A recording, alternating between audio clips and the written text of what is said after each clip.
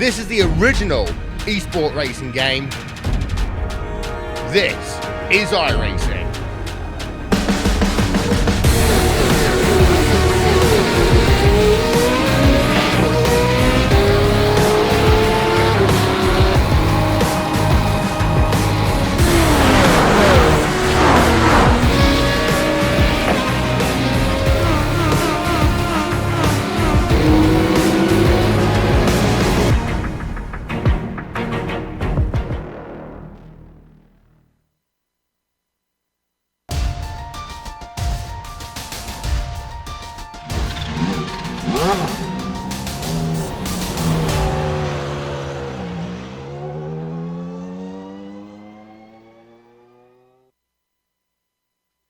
Most European fairy tales involve a deep and mystical forest of some sort. A hero must face the unknown by bravely marching in, overcoming obstacles, and return to society a stronger, wiser person. Spa is in a way the racer's version of those stories. Nestled in the hills of the Ardennes, prone to unexpected challenges, and requiring immense skill and bravery, this place is a test for all who approach.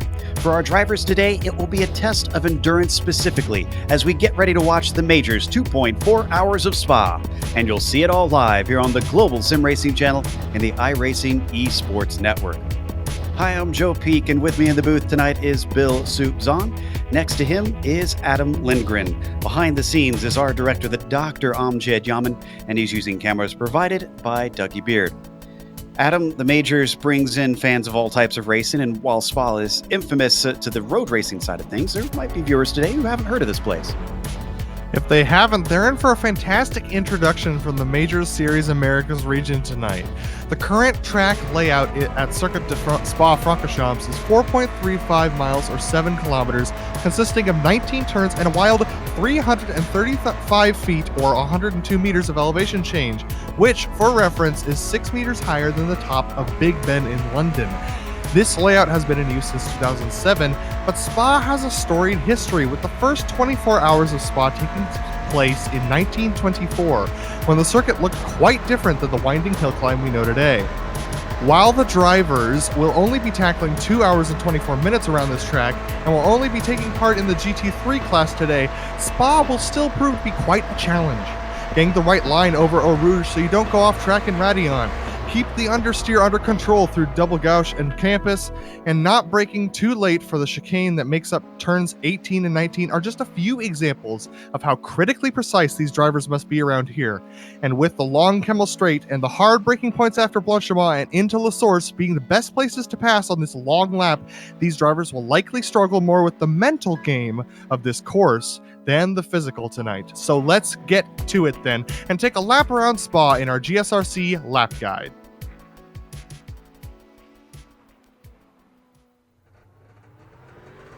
All right, Kevin Brown is behind the wheel of the GSRC BMW, so let's do a lap around Spa. The very first corner is the nefarious La Source hairpin. Turn 1 pileups are common here, so drivers will need their heads on a swivel. 3 and sometimes even 4 wide can happen as everyone jockeys for position. As you exit, getting the power down is going to be critical due to the combination of the downhill and the long acceleration zone. Heading by the old pits, you got to hug that wall to the right and set up for Eau Rouge. Then hold your breath and keep your foot down as you try to straighten this baby out. Guys who push wide at Radillon are going to wind up with a slowdown penalty, and that is going to hurt as everyone blows by them along the Kemmel Straight. Now we switch to an uphill climb to the highest point on the circuit. The Lacombe chicane coming up will be one of your best passing opportunities, though it is possible to defend from the outside. You can expect guys to pass up an easy overtake into La Source and wait to get somebody here. As you switch back and forth, make sure you set up for Malmedy to keep anybody from getting a run on you toward Ravage. Now it's all downhill from here. Literally. We've got a steep plunge into the braking zone and all the way around this 180-degree corner.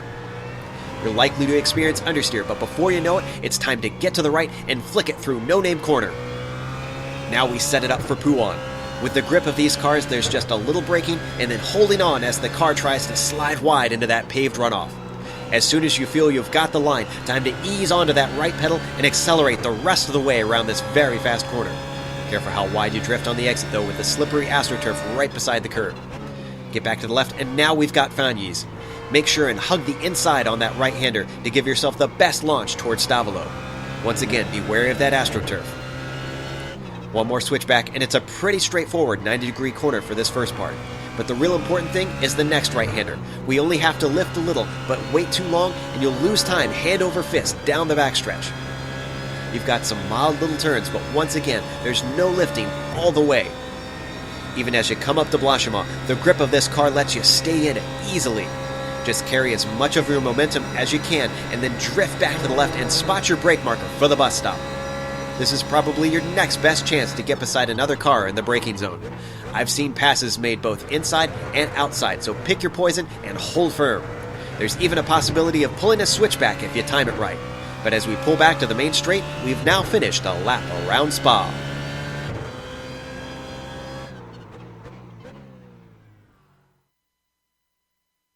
Salute to Kevin Brown and his beloved GSRC BMW, wherever Kevin may be. Hopefully he's watching this someday.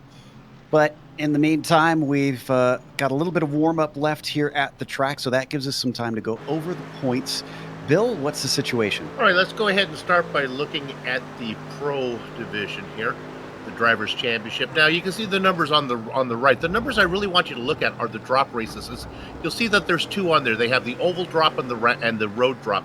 Look what Blake Reynolds has. He has nothing when it comes to an oval. And here at Spa, he only has 188 points in his pocket, which would seem like a lot, right? But when you look at some of the other drivers who have dropped rounds down there, look at Travis Worling, almost twice as much. So basically, while Reynolds is out in front by 50 points and 83 points over Thunhorse, he's really got to be careful because he has a bad race. Eric Smith or Matthew Thunhorst is going to pass him up. Let's go ahead now and drive to take a look down at the team standings. Everything is pretty much cemented in here. Alliance Racing is feeling real comfortable. And when you look at those names, Slavonic, Callisto, Bennett, Clement, and Thunhorst, you kind of realize why they're doing so well. Riding Shotgun Motorsports, the Outlaw guys, they had climbed up a little bit. They've fallen down to fourth. Guys, everyone seems to have locked into position. I'll be surprised if we see much change between now and the end of the season. Let's go down to the sportsman class where things are always changing because these guys, we don't get to see them often as they race in the second split a lot of time. Rob Powers and Samuel Scott holding positions up in 1 and 2. Then you got 3 new guys jumping onto the overlay. Nice to keep an eye on them. Finally, let's go down and look at the Legends class. And this is the what I like to call the We Were Alive When Men First Landed on the Moon division. These guys do not like change. Brian Bennett, Jimbo Pfeiffer remain in the same position. Wayne Hutchison and Bob Beltrami, they swap spots. And Clark Archer's been on the overlay before. He gets that spot back. So there's your top 5. Bennett really in control of that one, Joe. I mean, I'll point out if anybody believes in reincarnation, we could have been alive. All right. So let's go to the race details, Adam, for today's race, because each time we change here in the majors. So our viewers might not know exactly how this will play out. Yeah, this is a different round from pretty much every other round, and that's the way that they like it here at the majors. Round 9 of 14. This is a road course, so the road drop week points will be in play tonight. We've got the GT3 class cars, and many of them are popular, including the Mercedes, Audi, BMW, Ferrari. We've got a ton of cars out here tonight. It's open setups as usual with the major series, so everyone's got a chance to modify what they like. The race length is 2.4 hours or 144 minutes, so not super long, but that's going to mean we have an incident cap of 35 here in the race tonight, so that's going to be really important to take a look at. And then we also have 1 spare car, and I've been reminded that we need to bring out love for the Ford GT3 out here tonight as well in its final season in IMSA as well this year as well. Yes, nobody seemed to have wanted to pick the Ford GT3 as it's been on iRacing for quite a while. Now, we, of course, want to remind everybody, if you enjoy the majors, that you can buy some of their swag. If you go to their store, it is at www.pacificmajors.com/store. And get yourself some gear if you want to help support this wonderful series. And as always, you can find this series on the iRacing Esports Network. If you just go to their YouTube page, all you got to do is click subscribe. It's a big red button if you haven't clicked it yet, so you can't miss it. And you'll get all of the major series in your YouTube feed. Now, this is an endurance race, as we mentioned, not as long as a 24-hour race, but pit strategy will come into play. And Christian, you were telling us a lot about this and how you observed things in the European split when you ran earlier. What are you mostly expecting out of these drivers? Well, I expect that the most common strategy that we're going to see is everybody will run the first tank of fuel out and then take a set of tires. I don't really expect anybody not to take tires on the first stop at the very least. That's kind of where there might be a little bit of variation in, because you can either take a full tank of fuel at that point, or you could maybe try and get yourself a little bit of track position by maybe taking about 2/3 of a tank. And we should be able to see that quite clearly on the pit stop times. I believe it was around about 1 minute and 10 seconds stationary for the Mercedes for a full service. So you'll see if there's big gaps after the first cycle as to kind of where everybody's going on that. The second stop, I think for most doing the normal strategy, will just be about 1/3 of a tank at the end. For the guys who've short fuel, they'll obviously have to do 2/3 of a tank, and we might see a bit of interaction there between those two strategies crossing over. I guess if you're really kind of out there in your own kind of race and you just want to be safe, because the tires are a little bit interesting for that last run for the flag, because the GT3s don't seem to really like doing any kind of double stinting on tires. So if you're really worried about that, you can maybe split the race up a bit more evenly into thirds and take tires on both your pit stops. But I firmly believe we'll see most people will take full service the first time and then just come in for a splash towards the end of the race. for fans who are wondering about why tires are an issue, at least choosing whether to take them or not, they are not allowed to change tires and take fuel at the same time. The sim simply will not let you in these GT3 cars, so it'll take extra long if you take tires in a pit stop. So, speaking of the pit stops, Bill, one thing that's always a talking point when we do this endurance layout is the length of the pit lane. So we keep saying, well, two stops, two stops. Anybody who tries anything sort of alternate with extra stops, they're going to pay for it. Yeah, this is not a place where you want to try something fancy when it comes to making a 3-stop race or something, because you got to enter at the very beginning of pit lane. You got all the way around La Source and then before you exit. So it takes forever. Plus, it's really narrow there, and we've seen some weird things happen when drivers can spin and block the track there. So you want those pit stops to be out of the way and not have to worry about it. Nothing fancy going on here. Certainly. So at least that part will be predictable. Everybody got to come in twice unless something goes horribly wrong in your race. And Adam, I feel like things can go horribly wrong here because this is a modern Formula One track. They've got lots of the paved runoff to try and save you and keep you safe. But man, the speeds here, I can't tell you how many times in lots of different cars I've managed to find the wall anyways.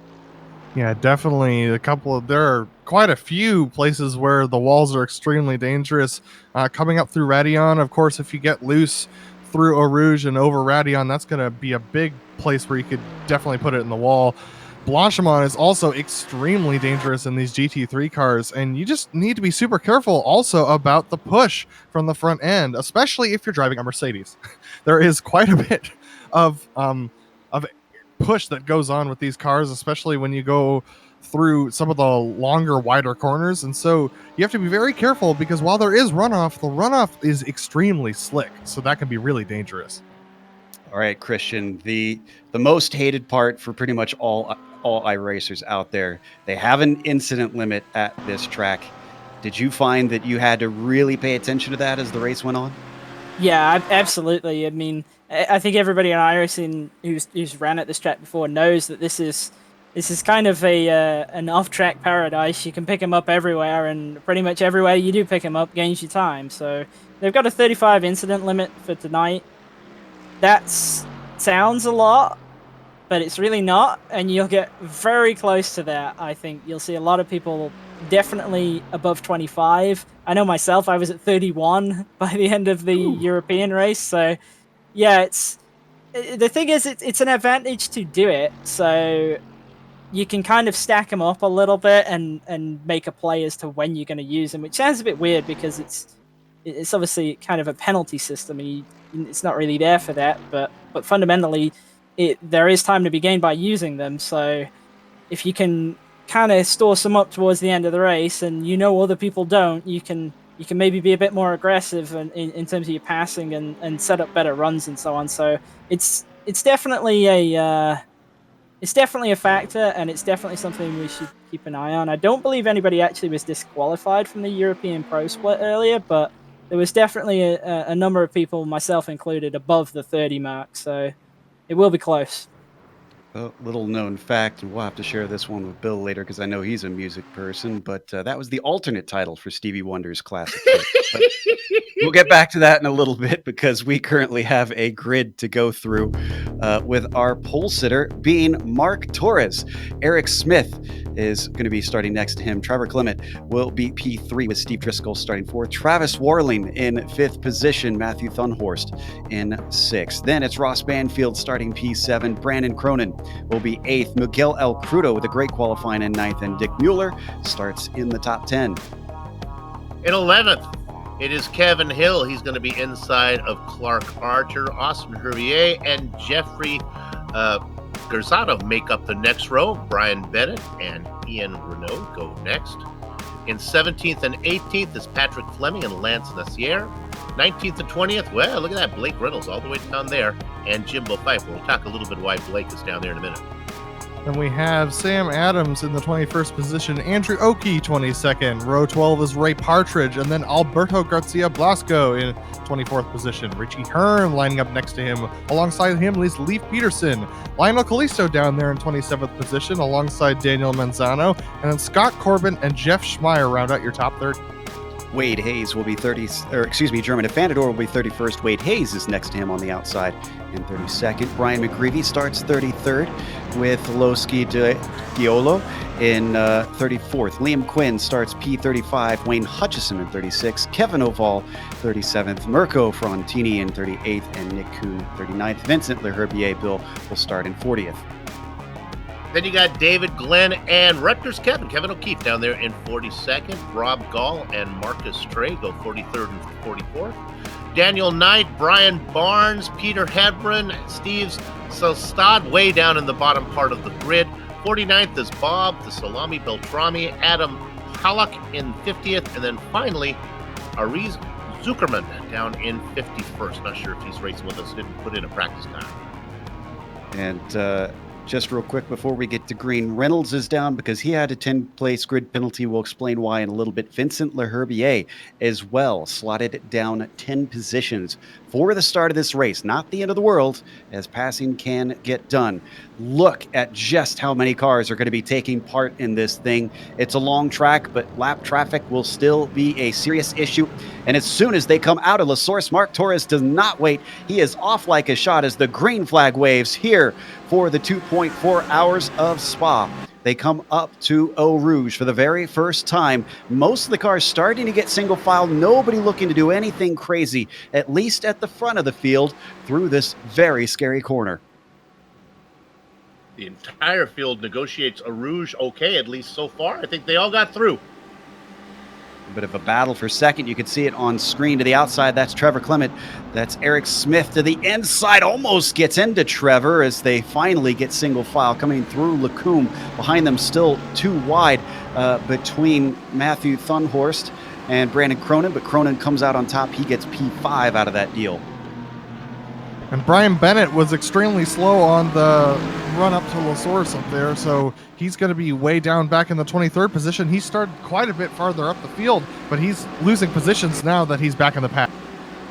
Speaking of losing touch, Mark Torres already pulling out nearly a second ahead of Clement. Look at the gap up at the very front of the field. And they're going to have to settle down a little bit considering they've had a lot of battling in the first half of the first lap. Already they seem like they've learned that lesson. Nobody really making any attacks, trying to see if they could re-catch the 05. I spent a lot of time multitasking during the pre-race show. Did we mention time of day? We did not, actually. That's a good point. Yes, as our viewers might have noticed, we are going to see a sunset as on board Cronin. He's got another run and possibly another position. That's Driscoll in the blue car that he's getting ready to overtake. Those two going side by side. They're really strong through here. This is a very high-speed portion of the track. It's really easy to go wide, so that's a good place to pick up incident points if you're not careful. Cronin nearly lost the car coming through Blanchimont. That gives Thunhorst the opportunity to try around the outside of the first apex, inside of the second apex. Doesn't quite work out through the bus stop. So Thunhorst backs off, but now he's under attack from Warling behind. That's the blue machine, the number 90, that's going on the attack into the La Source hairpin. Another battle up in front of them that you can see between Driscoll and Smith. Between those two, it is Driscoll who comes out ahead, and it is Warling who comes out ahead of Thunhorst. Warling doing really well in the points, looking to score some more here today. Oh, we have a car off in the background. Mirko Frontini has decided to tow. I guess he's got some front end damage, and he is out of the server as well. So he has completed his race. He's no longer going to continue racing with us. Well, that is a shame because he had a spare car that he could rely on if he needed. Obviously, it's too early for a scheduled stop. We continue to follow this battle between Smith and now Cronin, who gets very close to the back of him. He takes a peek to the inside down into Ravage, and he's got the car down to the apex. He's got to complete the job, though. It's going to switch back into No Name, and he finally has it, so move Cronin up to P4. Follow up on Frontini. He got into the back of David Glenn, where else at the bus stop lap 1, so that's probably why his day is done. Glenn's okay. And we want to keep tabs on Blake Reynolds as well, our current championship leader. He is down in the 17th position after starting with his grid penalties. He's up 2 positions from the beginning of this race, but he has a long way to go in order to make up positions up there and keep Eric Smith from gaining a lot of points on him by the end of the day. And that penalty came from Detroit. He had contact causing a loss of control, according to the stewards, so that's why that happened. Le Herbier, unfortunately, an incident in practice that has also put him on a 3-race probation, as well as his grid penalty that he had today. So he's a little bit on thin ice. Hey, let's give those race stewards credit to being blind to reputation. They spanked a penalty on Blake Reynolds. That, good for them. Sorry, Blake, but good for them. Yeah, it doesn't matter how important you are in the championship. A little bit of car contact between Dick Mueller and Ross Banfield. This is back in 8th and 9th, and I think we had a car off behind them as well. Yes, that was Lance Nazier. He's gone off in the P25 now. He's going to get passed by Lee Peterson, I believe. But yeah, he outbraked himself down the field, so he's got a long way to go to catch back up to Lionel Calisto ahead of him. And no Hamilton-esque penalties from the stewards in this case for Nasir. The sim will automatically give you a time penalty. Oh, go ahead. Kevin O'Volley has gone around. He's around right there at La Source. Wade Hayes got into him. 2 cars in 1 spot. The Ferrari turned around the wrong way in a very blind corner. We're going to take a look at how this replay unfolded. Tell you what, Kevin O'Keefe did a really good job avoiding. He's the one you see, the only car going to the inside, managing to find his way over to the right. Kevin had some damage before that incident as well, as we see his hood's knocked up going into that corner, so he's already not had great luck, and then comes around the corner to that. Wow, amazing dodge from him. Yeah, Rutgers Kev's got a long day ahead of him, it looks like. I'm curious to see if he'll take the spare car once he's done. Meanwhile, I believe this is our leader we're looking at, Mark Torres. Now, one thing I noticed is he's racing in an Audi, and Christian, if we could bring you up from the pits here, you were telling us about the Audis being pretty quick early in the stint. Do you think Mark's going to be caught here pretty soon? It's entirely possible. If Trevor can stay within kind of draft range of him, he might be able to pull up to him. I did find that the Audis are extremely fast on a hot lap pace, so maybe the first kind of 3 to 5 laps of a race run. But then the Mercedes is very, very strong over a full run, so it wouldn't surprise me at all to see if Trevor can stay kind of within that draft range of him, to see him actually pull up the mark before the end of this run and maybe challenge him for the lead.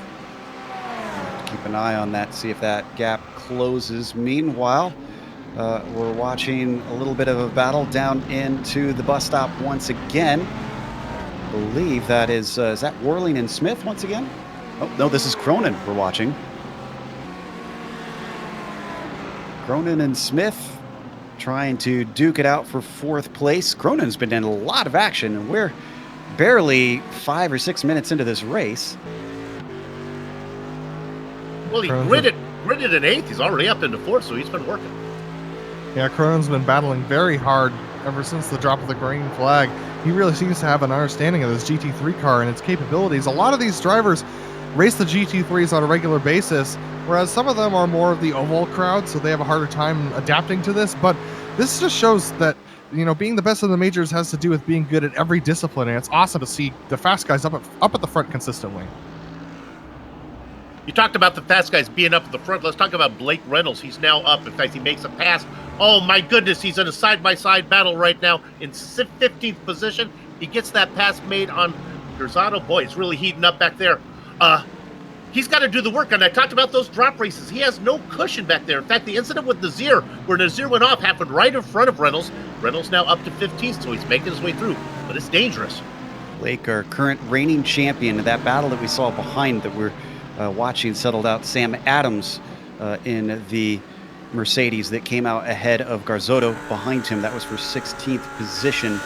Sort of kicked off by the pass by Reynolds, but finished once they had come out of Malmedy. You talked about alternate strategy. If anybody might want to think about maybe getting out of the mix of everything, Blake Reynolds might be a guy who might want to consider coming in early and pitting just to get out of, I don't know. It's probably easier to get around the back markers than it is to get around these guys. I don't know. Now, Yeah, but as go ahead. Christian was talking about, it's really a dangerous move to make because the pitting for tires takes an extra 30 seconds, so that's really dangerous as well. Cronin and Driscoll, a little bit of a battle for third position, but Driscoll backs out of it. Cronin going to take that one away. One more position up for the number 48 machine. And as we were chatting behind the scene, just going over all that's been happening, Adam, LeHerbier, you noticed he didn't grid, but I'm looking in our information, and it says he disconnected at one point. I wonder if he was having some issues with his internet. Yeah, that was before the race started, so he disconnected before the grid and then came back and was unable to grid with the rest of the group and then joined the race later. So he's quite a ways off the lead. He's just going to be hanging on, trying to get as many points as he can. This is a salvage race at this point for him. He was on probation. Maybe he was making a political statement. I'm not sure about that.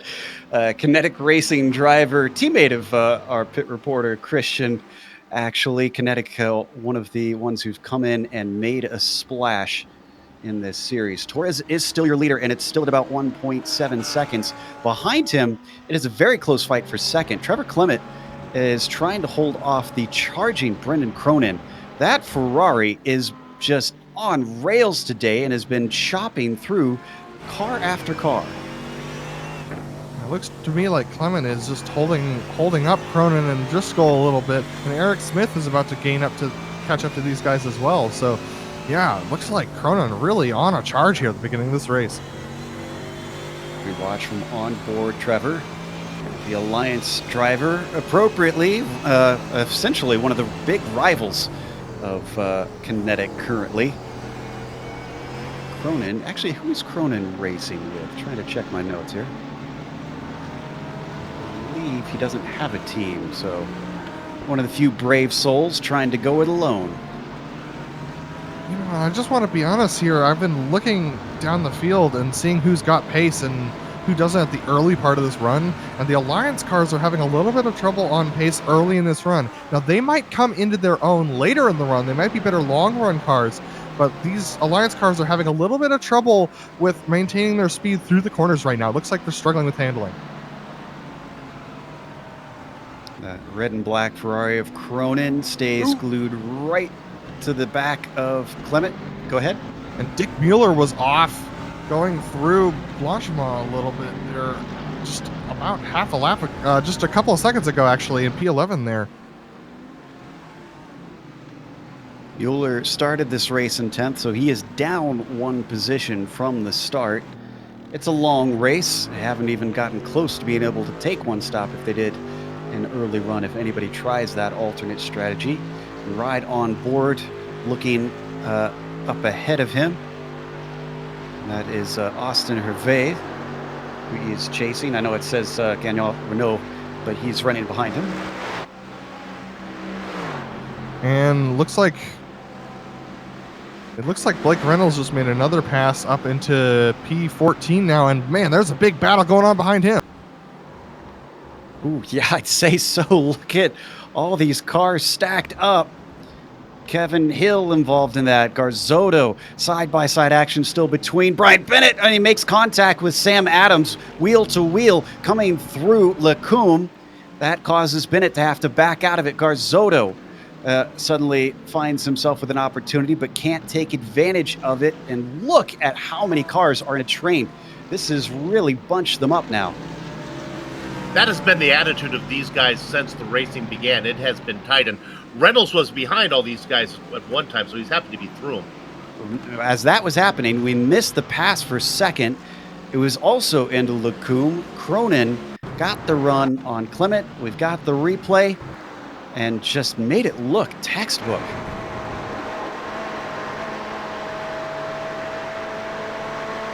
If we want to stay on this replay afterwards, we had a problem with Ian Gagnon Renault, who I incorrectly identified. He was the one we were on board. Yeah, just There's a classic pass there. Yeah, just a classic pass there up the Kemmel Straight. Just getting a good draft up there, and yeah, it doesn't look like Clement was able to come back at him. So Cronin, a good pass there. And here we're watching Gagnon Renault and what exactly happened with him. I believe it was coming into Puhan. Right now they're entering Rivage on the replay. You can see he was still trying to chase down Mueller ahead of him. We ride on board with the Mercedes, considered one of the more stable cars.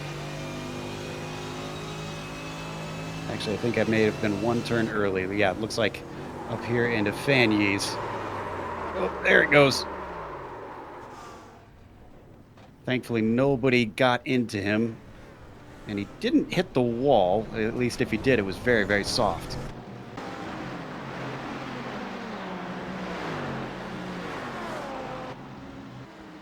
Gets it going once again in 22nd. Go ahead, Adam. Yeah, and as we've been watching this, it looks like Brendan Cronin's really putting in fast lap times. Our pit reporter Christian has reported in that Cronin just ran a 15.4 last lap versus Mark's 16.2. So that is quite an impressive time. As we take a look at the lap comparison, look at that gain that he made just in the last lap, 0.8 seconds. Unbelievable. And now that he's got clear air, he is set off on a mission. And number 48 could be the one to watch. We also were informed that he races for Geodesic. Now, I don't believe they have an official team, but that's some hefty weight behind you if you're racing for Geodesic. They hire some real ringers. How about we talk manufacturers real quick? How about 3 different manufacturers all in podium positions right now? Audi, Ferrari, and Mercedes. I like that. Yeah, nice good mix up at the top. And in fact, the Audis are showing fairly well in the top in general. I'm seeing 1, 2, 3, 4 within the top 10. That's almost half as on screen. Steve Driscoll in a fight with Eric Smith, but Smith has to back out in the wake through Blanchimont. Believe it or not, looking at lap times, it looks like there are only a couple of Mercedes that are able to crack the 15-second mark, whereas we have quite a few Ferraris and a couple of Audis in the 15 seconds themselves. So 2-minute 15s is kind of the goal right now. It looks like the Mercedes are struggling on pace a little bit. I wonder if that's going to change when the sun goes down. We are currently just about getting to 9 p.m. virtual standard time here in Belgium. I know Christian talked about noticing some difference in his race as the conditions changed. What's your prediction?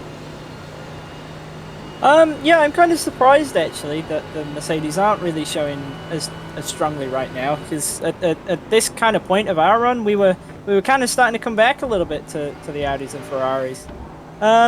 I'm not surprised at all, really, that the top 10 is mostly stacked with Audis right now, just because it was the clear qualifying car, and I feel like it's natural if people continued the use of that car through to the race setup and so on.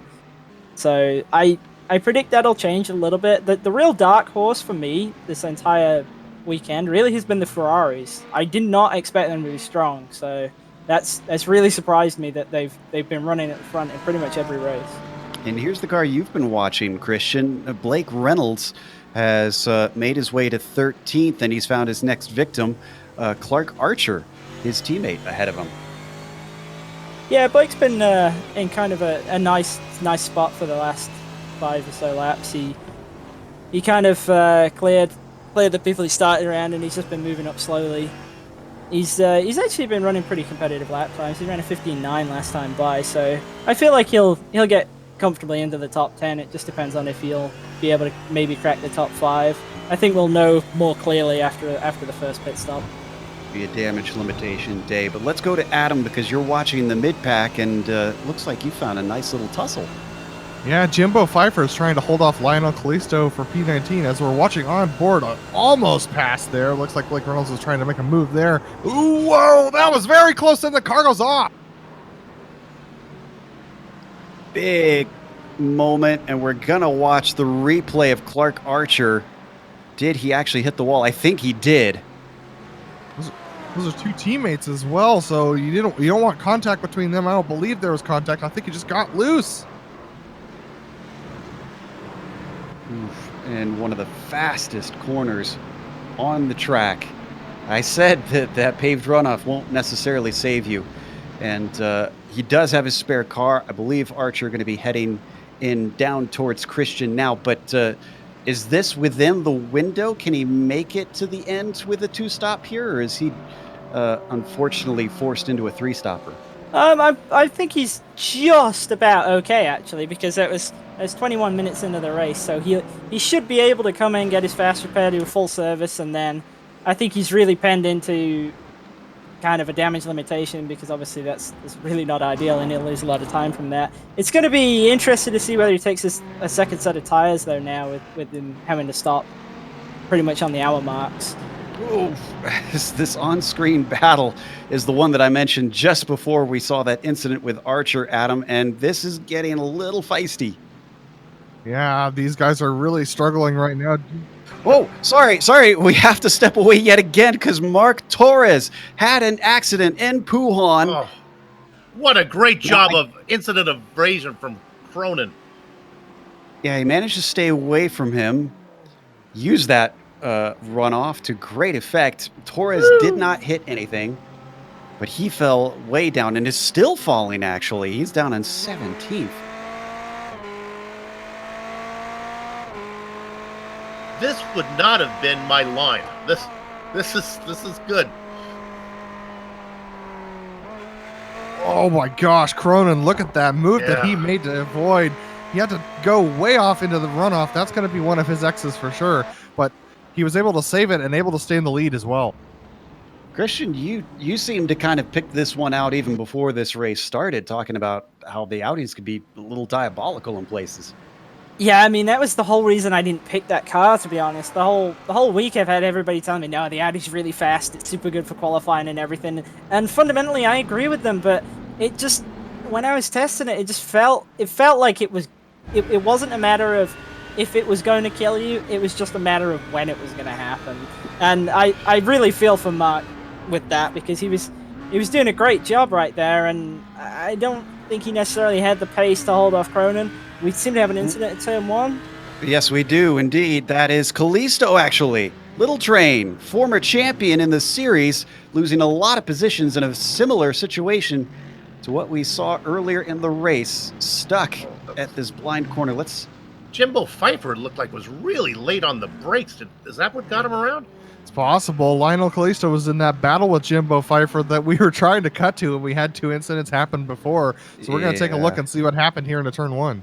Yeah, I went and looked back myself, and I think he got tipped around. It was the lightest of touches. It was, he just about got him woed up.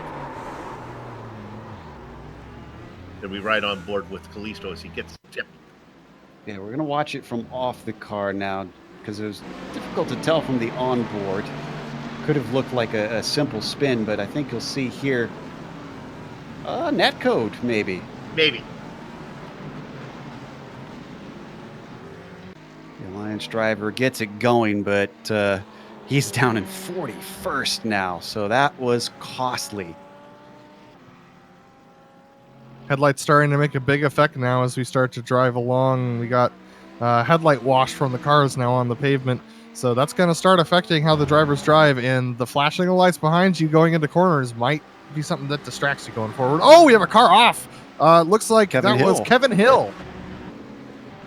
Ooh, and the tire marks tell me he found the barrier. Although this is a weird incident, this must maybe hardware failure. You're going to see him just straight line it. Oof. That's a big hit. Hopefully, it looks like hardware failure because he hasn't been able to reset yet. So that implies to me that it's possible that his wheel might have come disconnected.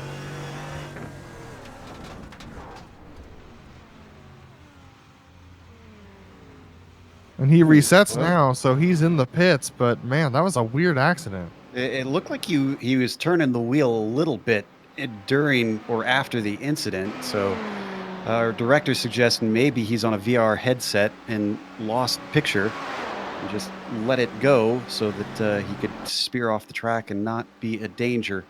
Meanwhile, this is our leader now, Brennan Cronin. In his Ferrari, started this race in P8. Part of this open setup deal is that you can change it between qualifying and the race, and I think he has found a beautiful race setup for that car based on how he's running. A little bit farther down, Matthew Thunhorst has got a great battle going on with Banfield.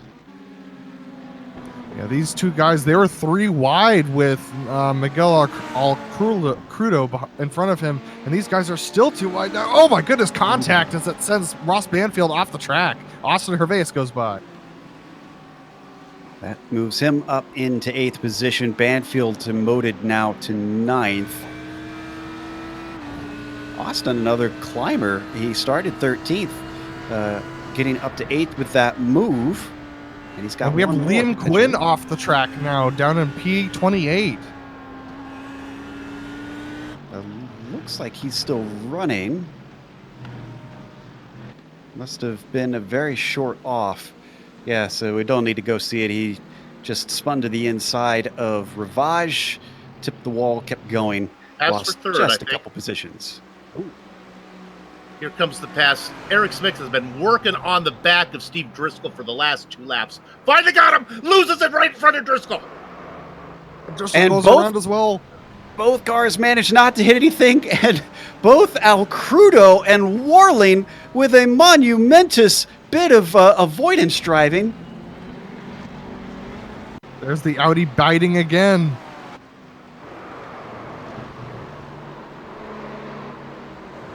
My goodness. Wow. And let's get an onboard with Alcrudo, because he came around the corner not exactly knowing what's going on. Thankfully, this wasn't at night, because I think we would have had 2 more wrecked cars. He was second to the seat, and he had only one line straight, right there and then right there. Wow. You could see he had to change direction at the last moment, too. And that is about as close as you can get there, folks. God, he got around the first car, and that put him directly in path with him. The next one, he had to bring it back. Well done. Man, Austin Hervais has just got more spots, both from that incident and now from passing Matthew Thunhorst. That moves him up to P5 in 1 lap. We're taking a look at Eric Smith, who makes it by Blake Reynolds there up through the Kemmel Straight, and man, it looks like those rear tires are really causing Eric Smith some trouble, though, off the corners. Eric Smith, another one of those Audi drivers, though, as he goes way wide. And behind him, Reynolds' Mercedes starting to hound him. Going to go to the inside, down into Puhan. Very difficult to go too wide into this corner. Reynolds is trying to make hay before the sun stops shining. Oh, and off he goes. Eric Smith with a big save off into the paved runoff of the modern Spa circuit. Brings it back to the racing line, but not without losing the position. He clobbered that curve for sure. That was a really heavy hit to the front right suspension. I'd like to just forget this last 4 minutes of racing. It's been a rough time for him. Christian's been watching Reynolds' pace as well. You've got a good eye on the timing screens and what exactly is going under the covers here. Well, I was skeptical that he was going to get back to the top 5, but given how everybody in the top 5 seems to be having problems, I'm now actually kind of confident he's probably going to have a shot all the way up to 2nd, actually. He's consistently been the 2nd fastest car out here for the past couple of laps now. Only Cronin's faster than him, so he's currently, I believe, about 10 to 11 seconds off the lead. Or 12 as it updates across the line. He's really within a shout of 2nd place, I think, so it'll be interesting to watch him. Yeah, that is mighty impressive, considering he's had to pass a lot of cars, and he's only lost that little bit of time since the start. I can report, I think we got a scheduled stop. Peter Hebron is coming in. Actually, maybe he has some damage on it. I'm trying to see, because he was well down. He's a lap down already. Hebron, one of the sportsman drivers who got into the top 5. Director, can we quickly go to 32nd position? I've been watching this guy. He's in a BMW. Adam Halleck, he is our hard charger so far. Having a great run. Started in 50th, racing now in 32nd. Staying out of trouble. He's got some cars ahead of him, and he's in a BMW. Just got to give him the love. He's giving a bit of chase to Nick Kuhn Yeah, he's got something. and Wayne Hutchison in front of him. And Halleck, another one of the sportsman drivers that just cracked into the top 5. I caught his name down there, so good to see him racing up here in the top split.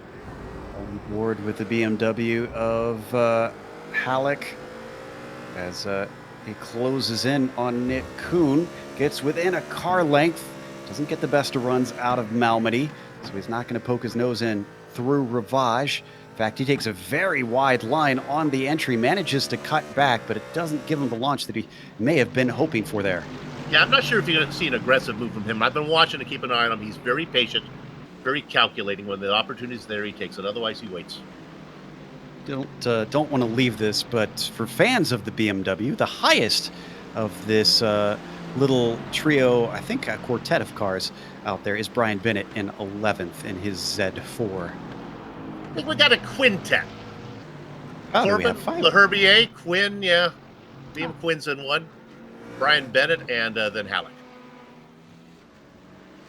Not a single Ford.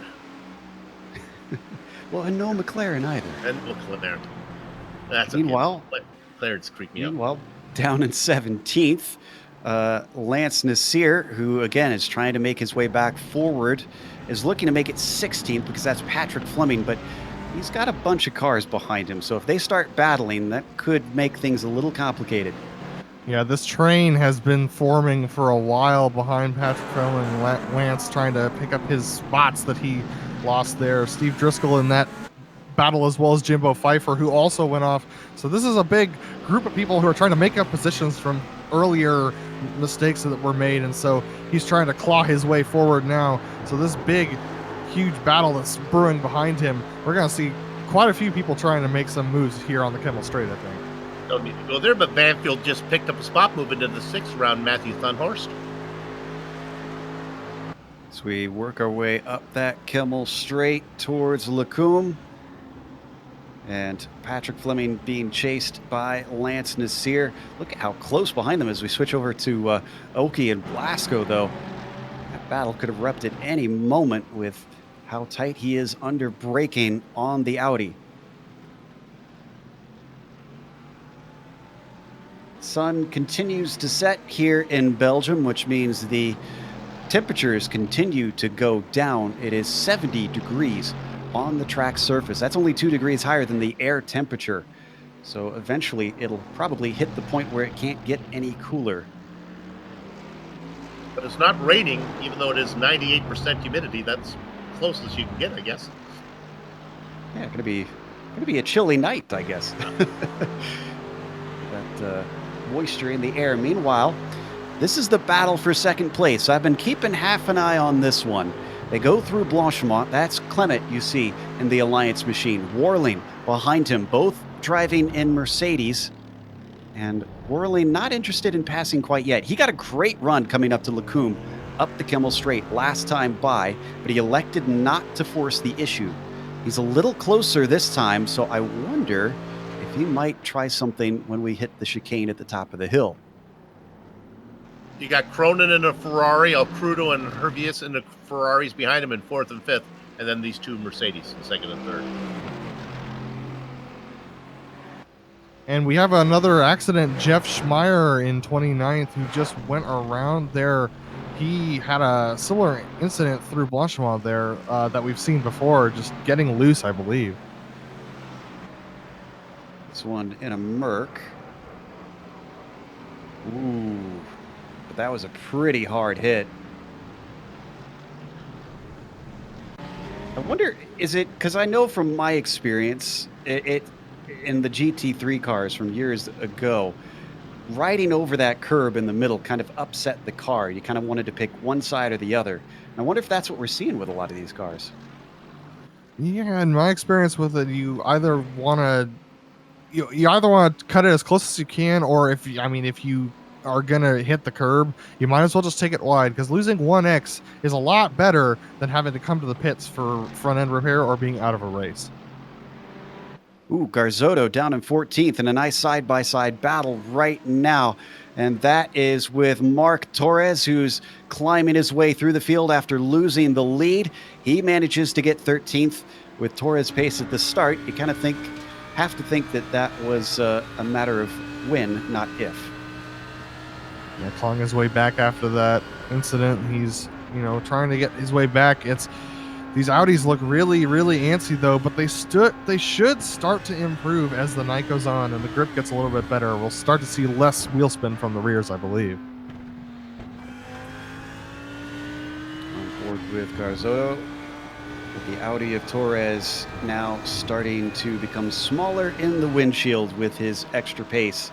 And it looks relatively bright, on your screens for the surrounding sunsetting Belgian countryside, but I can tell you that is our cameras trying to brighten things up a little bit. It's getting pretty dark at this point. That's the magic that our director can do, so you can get a better picture. This is the battle for 16th, currently on screen, being led by Fleming, chased by Nasir, Blasco, Oki, Peterson, and Driscoll, all the way down to 21st. Yeah, these guys still duking it out. Yeah, Nazir hasn't had any luck getting by Fleming, but this is the closest he's been heading up to Eau Rouge and Radion, so we'll see whether he has anything for him on the Kemmel Straight. Right. It is a Mercedes versus a Mercedes, followed by an Audi. They're all awful close. The Audi gets the best run of the three. The Canadian Lance finds himself under threat a little bit as Alberto pokes his nose to the inside, but he decides he is not nearly close enough to actually make this one stick, so he comes back in line, stays P18. Looks like Fleming might have a little bit less downforce, a little bit less wing in the car than Nazir. Nazir really doesn't pull on him on those straights, which is interesting, but he gains a ton in the corners. That's where you'll see Nazir really start to poke his nose in on Fleming as we get further into these laps. He's been trying to get by for about 4 or 5 laps now, so he's getting impatient. Riding on board with Blasco, looking ahead. Oh, but behind him, Andrew Oki starts to spin and is narrowly missed by Steve Driscoll. Oh. That one at Driscoll, amazing. That was an amazing dodge by Driscoll for sure. Very similar to what we saw with Torres spinning in front of Cronin. Ferrari unfortunately facing the wrong way on the downhill double apexer. Eric Smith with a big incident. Yeah, just take a look at Driscoll getting by there. What an amazing move by him, and able to hold on to it as well. And you said Eric Smith had a big problem? Oh yeah, this is ugly. Car got loose. He noses it in the wall. He is back out there racing, but there it is. It's another one, Blanchimont, except this time, first time we've seen a car hit the inside wall where they don't have any tire barriers. So it was just straight to concrete. Interesting. He does not pit. From on board, the other interesting thing is I noticed he knew very early in that turn. He was starting to counter steer almost as soon as that car started into the corner. Oh, and they are woed up behind him. It's 4 wide on the Kemmel Straight. Oh, There's a big it is. accident. Let's get a replay of this one with Smith. He was off pace and it caused a traffic jam. Scott Corbin involved in that, and one of the cars I think disappeared. That was Lance Nazir. Did he already hit his incident limit?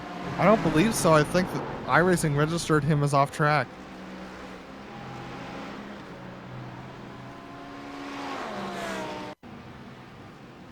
We're going to watch it from above. Lance some did strange- very quickly take a tow. They were 4 wide here for a minute. There was some strange contact in turn 1 between Nazir and Fleming, and then this accident happened. They tried to go 4 wide there, and it just did not work out. I do not know why Smith decided to continue. He must have thought the car felt okay, just not aware that he lacked a hood on the car. Fans of the number 48, Brendan Cronin, He is still leading, and he's pulled away significantly from Trevor Clement, who is now our second place driver. 7.5 seconds between the two. Scott Corbin also involved in that accident. He's trying to claw his way back to the pit lane as we take a look at the battle for, I believe that's second place. Yes. And that camera shot that we saw gave us a really good idea of just how far back this battle is from the top driver. But it is not over until you get a singing overweight woman. And right now, Brendan Cronin has a pretty safe lead. But strategy, keeping it safe, and lap traffic are all factors that could yet change the scope of this race. She's gravity enhanced, Joe. Gravity enhanced, I like that.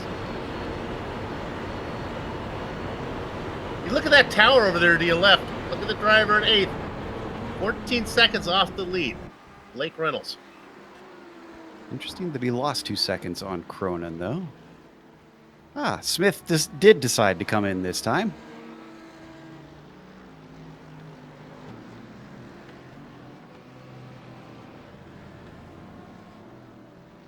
So as we watch them trundle down, this is not scheduled, as you can tell by the noses of these cars. Adam? And as they come into the pits, Christian, I was wondering whether I could ask you, so if Travis is behind Trevor Clement here, is he able to save fuel behind the Merc ahead of him, or is that not really something that he wants to do? Does he want to get by as soon as possible? That's really kind of for him to decide, to be honest. I mean, in the EU race earlier, I found that I was pretty close to being able to do an extra lap on fuel, so maybe if he's making the decision to save, he can do that. We really won't know until we get to the stops themselves, because I had a scenario earlier where I thought the car ahead of me was saving, and it turns out he wasn't. So it seems fairly difficult to save fuel with these cars, because if you drop out of the draft, you kind of lose all of that pull, and really if you're behind someone who's maybe a little bit faster than you, just sitting with them can really pull you along quite nicely at this track. So you kind of have to be conscious of that, but it's possible. We just won't know until about lap 27, 28. Currently we're riding lap 19, so we're getting closer to that end of the fuel tank for these cars. You can see an hour and 43 is left on the clock in your upper left-hand quarter. That is the time ticking down to 0. When it reaches 0, then whoever gets to the checkered flag first wins this one.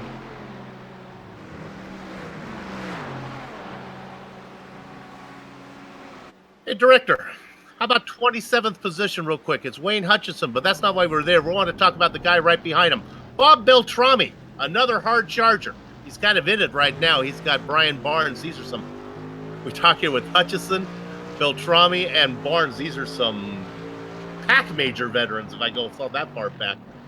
Northwest majors. But want to talk about Beltrami, up 20 spots. Yeah, we haven't mentioned in a while how much this series has expanded. It used to be a single club. Right now, Beltrami looking to expand his number of cars past this race to Wayne Hutchison. Oof, he took a lot of curb coming over Radillion, so that hurt his exit off the corner. He's still going to get the slipstream, but so is Brian Barnes behind him. We could see 3 wide, depending on what Barnes wants to do with this. No, he's just going to ride it through, and both of them overtake Hutchison in the process. That was fun. Gotta love good fast passes on the Kemmel Straight. These guys really going at it still. I love this format. It's just so great to see these drivers be so aggressive here.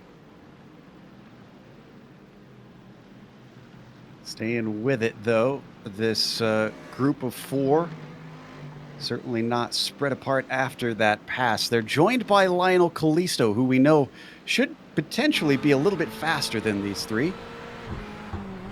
And Adam, I'll tell you too, I love multi-class racing, but it's nice. It's a nice change of pace to have a big field, one class, every pass matters. It's nice.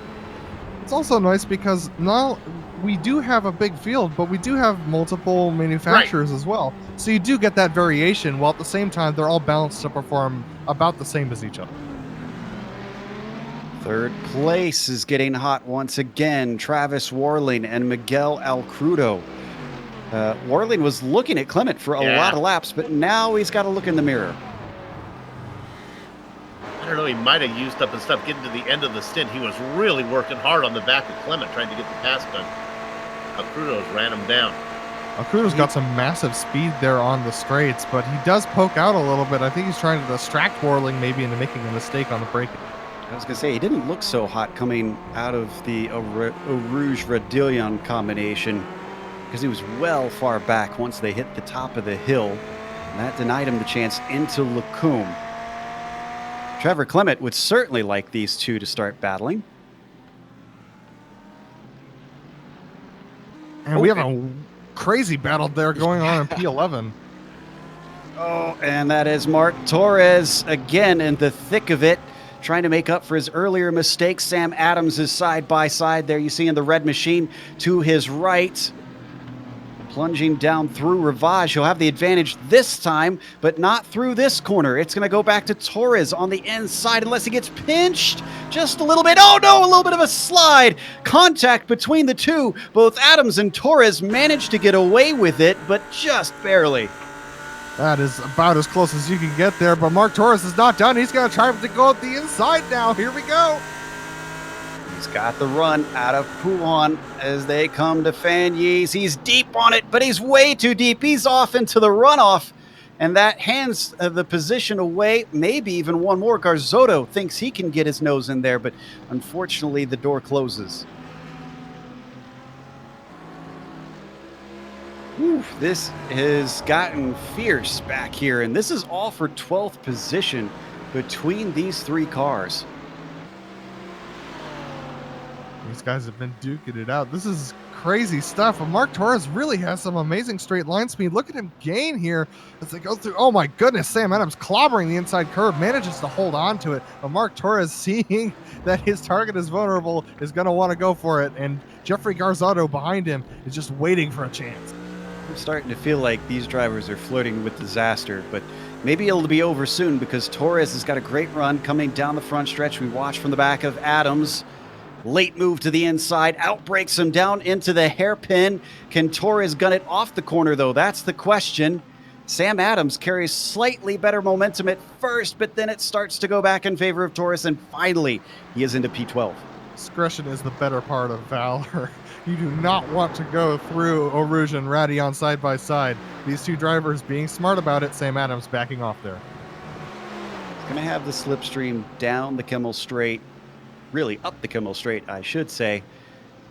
And it's not going to be enough of a slipstream, so Torres retains that position. Let's jump back up to the battle for second. We were watching Clement earlier as Warling got some company. Now I think I've got even more company. Yeah, Look at this. I thought Clement was going to drive away with it, and now Warling has ran him back down, but Crudo's hanging with him as well. And Banfield not that far back. Yeah, now a part of it. And don't forget Hervé in 6th. The driver coming from 13th on the grid. And while we're mentioning Hervé, we might as well mention Thunhorst, who's just a little bit behind them. If this pack closes up a little bit even more, Thunhorst will be on him as well. Oh, I'll go one more. Let's go back to Blake Reynolds. He's not that far back either. They're all coming. Anybody else, since we're being inclusive? No, I'm stopping it at Blake. Okay. It's a long gap then back to Bennett. Yeah, I will give you that they are within about a second and a half each, so this could yet still become a much larger train. And all for second place, battle for best of the rest. 10, 11 seconds really behind Brennan Cronin, who to me is by far the most impressive driver so far this round. It is interesting to note, though, their order right now. With pit stops coming up, it'll be interesting to see how they sort out after that. You might want to think about maybe if I'm one of those guys who's having trouble getting around, maybe a touch short fill, maybe just a little bit, looking around him in the pit lane. Oh, I think Garzotto is listening because Garzotto just came in.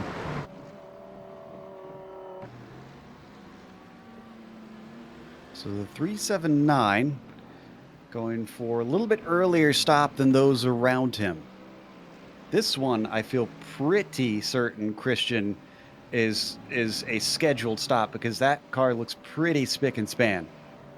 Yeah, I didn't see anything wrong with him coming in and just checking the car over. It looks pretty clean. I will go back and check though, just to make sure. But I believe this is scheduled. A bit of an interesting idea to come in probably around about 5 to 6 laps earlier than he absolutely had to. But like you were saying, it's a good move for track position because if he comes out in clean air and he can just run his own pace, then it's definitely going to pay off if he was trapped. Because as we've seen, it's really not that easy to pass. Well, So he was just that getting clear. he was that driver big in the deal. he was that driver in the popcorn position behind Torres and Adams that couldn't get around. So I think he might have said, "All right, try it this way." Speaking Yeah, of for popcorn sure. positions, sorry, on screen, Al Crudo being hassled by Banfield as Miguel watches the cars ahead. Multiple popcorn positions down here, continuing this battle that we were talking about just a bit ago. This is all for second place effectively, even though there's battles within this train. Banfield's trying to take P4 away from the 777 of Al Crudo. Oh, Whirling trying to the inside. Oh, he thinks about it, but decides not to do it. Clips those two curbs there. Man, they're way off track. He's going to try and go the outside way around the hairpin now. And I think he's going to do it if he can just make the apex. Whirling does on the first one, parks it on the second one. Fantastic move from the number 90. That was some clever driving from Travis Whirling. Oh, no! He did it! Al Crudo did it! How did he manage to keep from hitting anybody and take the position? He is now ahead of Clement, who's trying to find his way back. There's barely room between the two cars. He has to get out of it. They come through Eau Rouge, and unfortunately the wake from the car ahead prevents him from getting a good run, which means now Ross Banfield is going to be able to carry his speed up the Kimmel Straight, but he's going to have to look the long way around. Same thing with Al Crudo on Travis Whirling. Two pairs of battles into Lacombe. Whirling comes out ahead, and Banfield just about gets it done, and he's got it. What a battle. What an amazing move. These drivers showing why they're up here in the pro split. These guys putting on a show for us tonight. Oh my goodness, Banfield getting extremely loose there as they go around the corner. And all this fighting has allowed Hervés, Thunhorst, Reynolds to close in on them now. And we were talking about Reynolds earlier on in the race when he was back down in P18. He's up to P8 now on the back of this train. And with Eric Smith's troubles in the Audi, he's back down to P43. So this is a great chance for Blake Reynolds to make up some points on Eric Smith.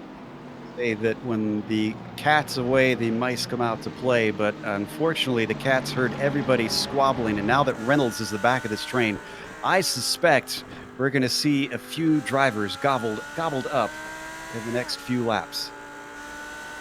That move from Al Crudo was source. I thought for sure that he was going to punt somebody. I don't know how he got it wound up. I thought the same. Yeah.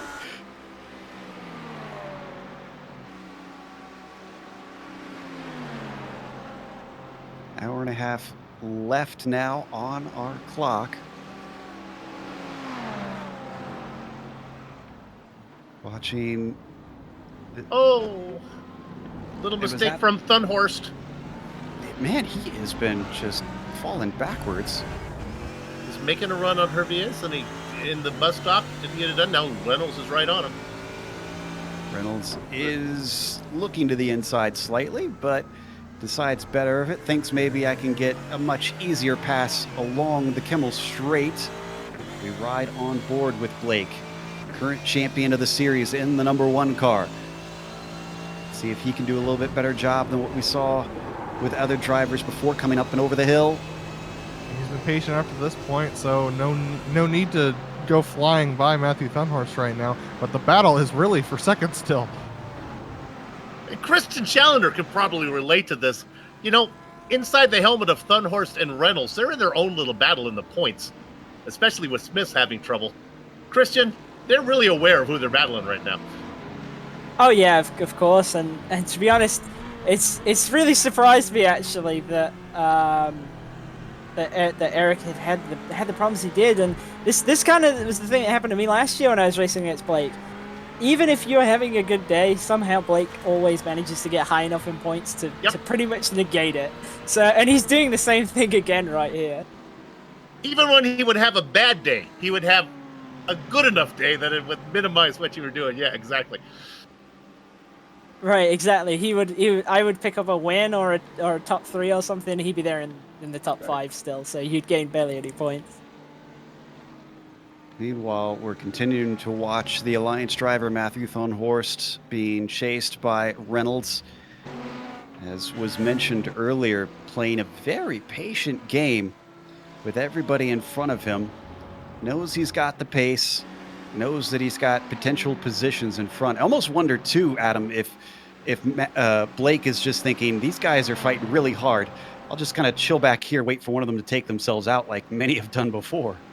Yeah, and if he's saving a little bit of fuel and saving a little bit of tires, he might be able to go a lap longer and not lose time. The one thing you worry about here is the undercut with the tire change, so it'll be very interesting to see whether or not Blake Reynolds just can made make something contact happen. with Thunhorst. Thunhorst gets turned at the bus stop and is essentially almost forced to come into the pits now with the trajectory that he was on. Time for you to pit. Dick Mueller comes in as well. I thought this was going to be actually a really smart move from Reynolds because he looked for the over-under. Oh, you know what? I think he was trying to pit anyways. It looked like the 98 was looking towards there. Maybe that's why he picked the right side. I think that's exactly what was going on. I think Thunhorst was trying to pit and Reynolds was trying to get the over-under on him, and so that's what happened, and that's the contact. So we know Reynolds will probably take his new car once he comes around the next time. Dick Mueller also comes in pits just ahead of Thunhorst. I don't mean to overemphasize the drop rate situation, but if those two guys, Thunhorst and Reynolds, were to blow each other up, it would work to Thunhorst's advantage as he has more pocket points. Could we go to 11th with Sam Adams because he's gonna... Oh, and he just got turned. Alberto Blasco, unfortunately, trying to take the inside line at the same time that Adams was. And to be fair, I felt like Blasco had a nose in there. Yep. He was. Yeah, if you, especially if you back it up to he was much farther alongside. Yeah, he definitely established his position when Adams turned in, so that's an unfortunate situation for both of them, but it turned out worse for Adam, unfortunately. Well, the ride-in shotgun car must have had a passenger blocking his passenger side mirror at the time, because he certainly didn't seem like he saw him turned in, and that unfortunately spun him around. Meanwhile, our leader Brendan Cronin is not going to elect to pit this lap. A lot of other drivers are pitting, though. Christian, who have you noticed that has come in and out, and has there been any major changes in that? Well, I've seen that Steve Driscoll's come in, and he looks like he's taking a full service, and Thunhorst is actually just going back out. He's definitely taking a full service along with Dick Mueller. The interesting pit stop for me was the very first one that we saw, which was Garzotto. It looked like he actually was doing a splash and dash. He definitely wasn't in the pits long enough to take full service, so it'll be interesting to see where he filters out after the second stop, where he will presumably come in and take a set of tires. I love it. I love it. Bill loves an underdog. Jeff, probably, I'm guessing he'll take tires on the second one, try and make himself very fast for the latter portion of the race and scalp some positions. Thunhorst pit stop, 2 minutes and 7 seconds. Now, that seems worse than it is. I mean, they're all pretty brutal, but that's a long time. Yeah, that's Oh, I'm sorry, Koniko. Yeah. Nevertheless, I mean, got a little bit of a battle down in 19th. This is between Liam Quinn and Ray Partridge. Yeah, Ray's been catching up with Liam over the past couple of laps. He's got a little bit more stability on his car right now. Both have not pit yet, and Liam Quinn is struggling with grip. He's being a little bit tight through the corners, and that definitely made him suffer through Eau Rouge and Rowdy on that time. Ray Partridge going inside. I'm pretty sure Liam will let this go, but we'll see what happens. Yeah, he breaks off late, like he still wants to try and stay in it, but Partridge has got it done by the time they come off the second half of the corner. So move Partridge now up to 19th. Quinn still running within the top 20, considering he started 35th. This is looking like a pretty good day for the IndyCar Master. He's not a fan of fenders, is he? It's just a very deep talent pool. Yeah, it is. Let's head back to second place once more, because Travis Warling cannot seem to shake anybody, as he's still got Ross Banfield on him. I'm curious about his pace. It's possible that Travis took I mean, like I said before, that he looked good on the straights, but with everyone gaining on him in the corners, it's possible that he took a little bit too much wing out of it and that he's lost too much speed through the corners, and now he's burnt up his rear tires. So, but we have some pit stops going on. Is that right, Christian? Yeah, I've just seen both Reynolds and Bennett just come in, and I believe Mark Torres has come in as well. They've not got round to their boxes yet, so we'll have to see whether they take full service or not. I'm pretty much of the opinion that they have to at this point. Yeah, and Christian, how hard is that turn in the pits? That turn around La Source, is that something where you can pick up damage by accident, or is it pretty easy to make? Yes, absolutely. That turn is deadly if you get it wrong. I normally put a small lift in just to make sure that I'm not gonna actually get into the inside wall. Is the strange thing, but we've had some quite amusing moments where cars have made contact with either the inside or the outside wall there, and then blocked the pit lane entirely. So it's definitely dangerous, even though it's very slow speed. Bill, have you shared your nickname for that corner with Christian before? It is the fast food order clown. Yeah, you get it turned around and you order the Jack in the Box. 2 tacos and gasoline, please. Hey, Thunhorse is this working his way through 14 and 15. The only reason I mentioned that, remember, he was in that battle with Reynolds. Can't imagine that Reynolds is not going to beat him out. You wouldn't think, but we've seen stranger things.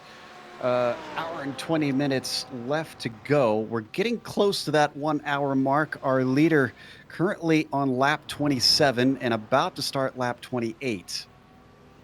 And he is going to go for this lap 28. We see Blake Reynolds getting his tires. And Joe, I can't help but look at the fact that Jeffrey Garzotto went by Blake Reynolds about That's right, baby. 25 seconds ago now. That's right. Wow. Yeah, he's already on his way towards Rivage while Reynolds is just coming out of the pit exit. Of course, He didn't take tires, so that's going to slow him down a bit on the track. But nevertheless, here they come.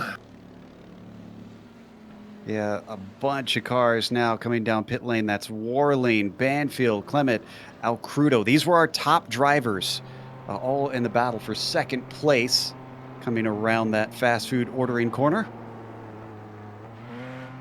Oof, you can see how close Alcrudo has to get on the right side. Plus, the drivers are always fiddling with their settings. They want to make sure they have their tires right there. That you got to concentrate when you're doing that. Texting their brother to see, what do you want from, do you want a taco? Do you want a burrito? Meanwhile, as they all now look for their stalls, Hervey's stayed out from that group, and also well behind them, Leif Peterson has elected to continue on. Andrew Oakey's going to join him, and I also want to mention that Brendan Cronin, in the lead of this race, is just about a second and a half behind Blake Reynolds, who just pit. So while this is all going to filter out in the end, it's really interesting to see just how much pace, how much time you lose in the pits. If you make a mistake in the pit stop, you could go a lap down. Blake Reynolds going extremely wide there, trying to make his way past Kevin O'Keefe, who's directly ahead of him.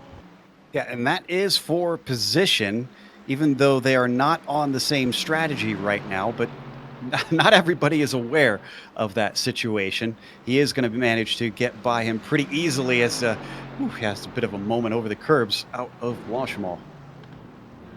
Whenever you're battling Blake Reynolds and he's in your rear view mirror, you got to figure something's going on. And Cronin Cronin's in the pits. Yeah. Now, he wasn't anywhere close to our other drivers. However, actually, is Garzotto going to come out ahead potentially here? I think he will. I think Jeffrey Garzotto... Oh, wait, no, excuse me. I was looking at the wrong part of the track. He just went through Malmedy. I thought he was coming out of Blanchimont.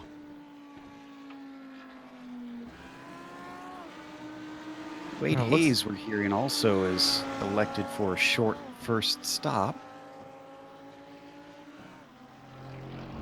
We're trying to figure out why. He made an early stop, so he's might have to make another 2 more after this one. Yeah, he went in there 21 laps ago, so I think Wade Hayes is... something weird happened along the way. You know, Joe, you might not be that far off, though. Garzotto he's got a long way to go, but these pit stop times are generally somewhere around 2 minutes. So with him going up, on the Kemmel straight when they entered the pits, it's going to be close to see whether or not Cronin comes out ahead. The last of our field coming into the pits. We'll give you an update once they come out on how it all shaked out, just so everybody is up to speed. Garzotto is just coming out of Blanchimont now. Cronin is in his stall and has been there for about 30 seconds. They tend to stay stationary for a little over a minute for most of these cars. And that will be everyone having pit at this point. Everyone having pit. Yes, everyone's in the pit. So Garzotto is the first driver on a pit stop strategy. So we'll see whether or not he can make it past Cronin. Cronin's going to be coming out of his box very shortly.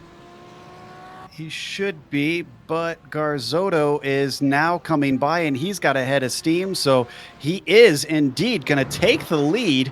Jeffrey Garzotto getting himself a little bit of screen time in that 379 Audi to take the lead of the race.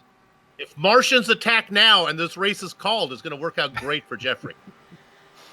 They actually do have a process for a red flag, if you will, if something happens to the iRacing servers. So it is possible that Jeff could win if it's quote-unquote rained out.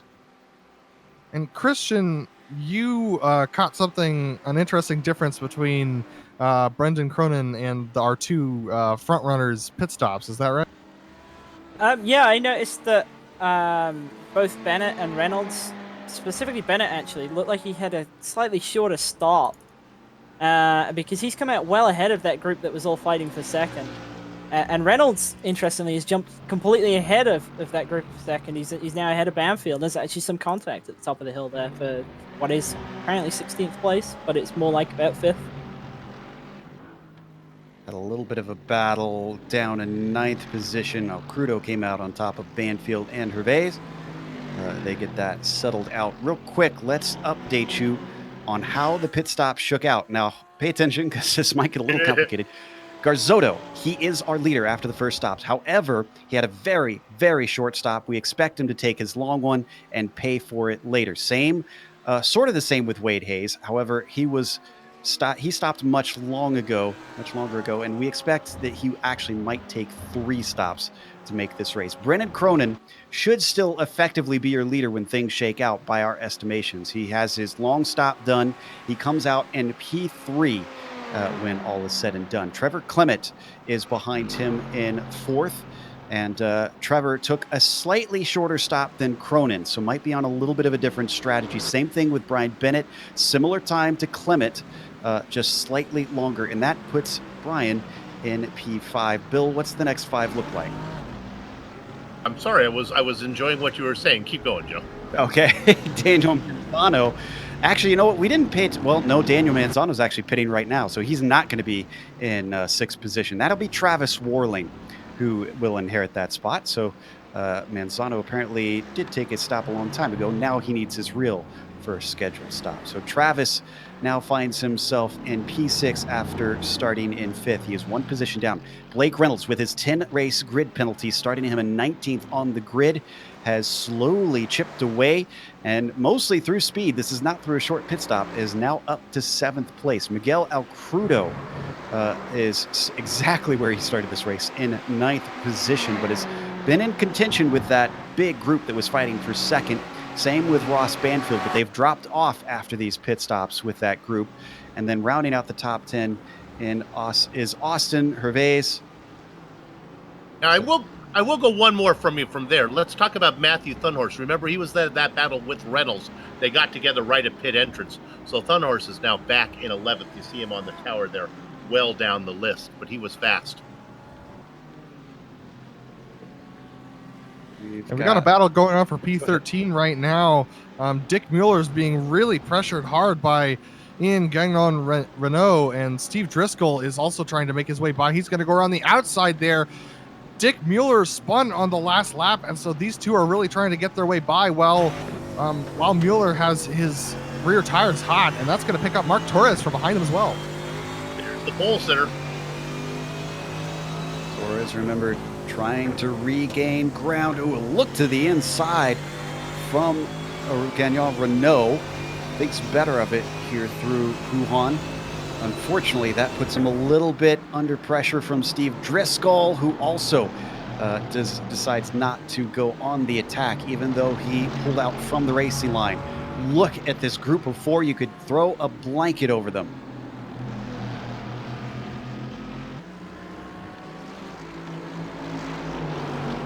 Meanwhile, while second place doesn't have as big of a group as it had before, it's still a pass for second place potentially, because Cronin has caught Wade Hayes. Wade Hayes is not going to fight it. He sees the writing on the wall and move the 48 car into P2. That's going to give us a time to catch our breath. The first pit stops are done. We are actually just about halfway through this race, so we'll come back in a little bit, bring you the second half of the 2.4 hours of Spa, the latest round in the majors. Don't go away.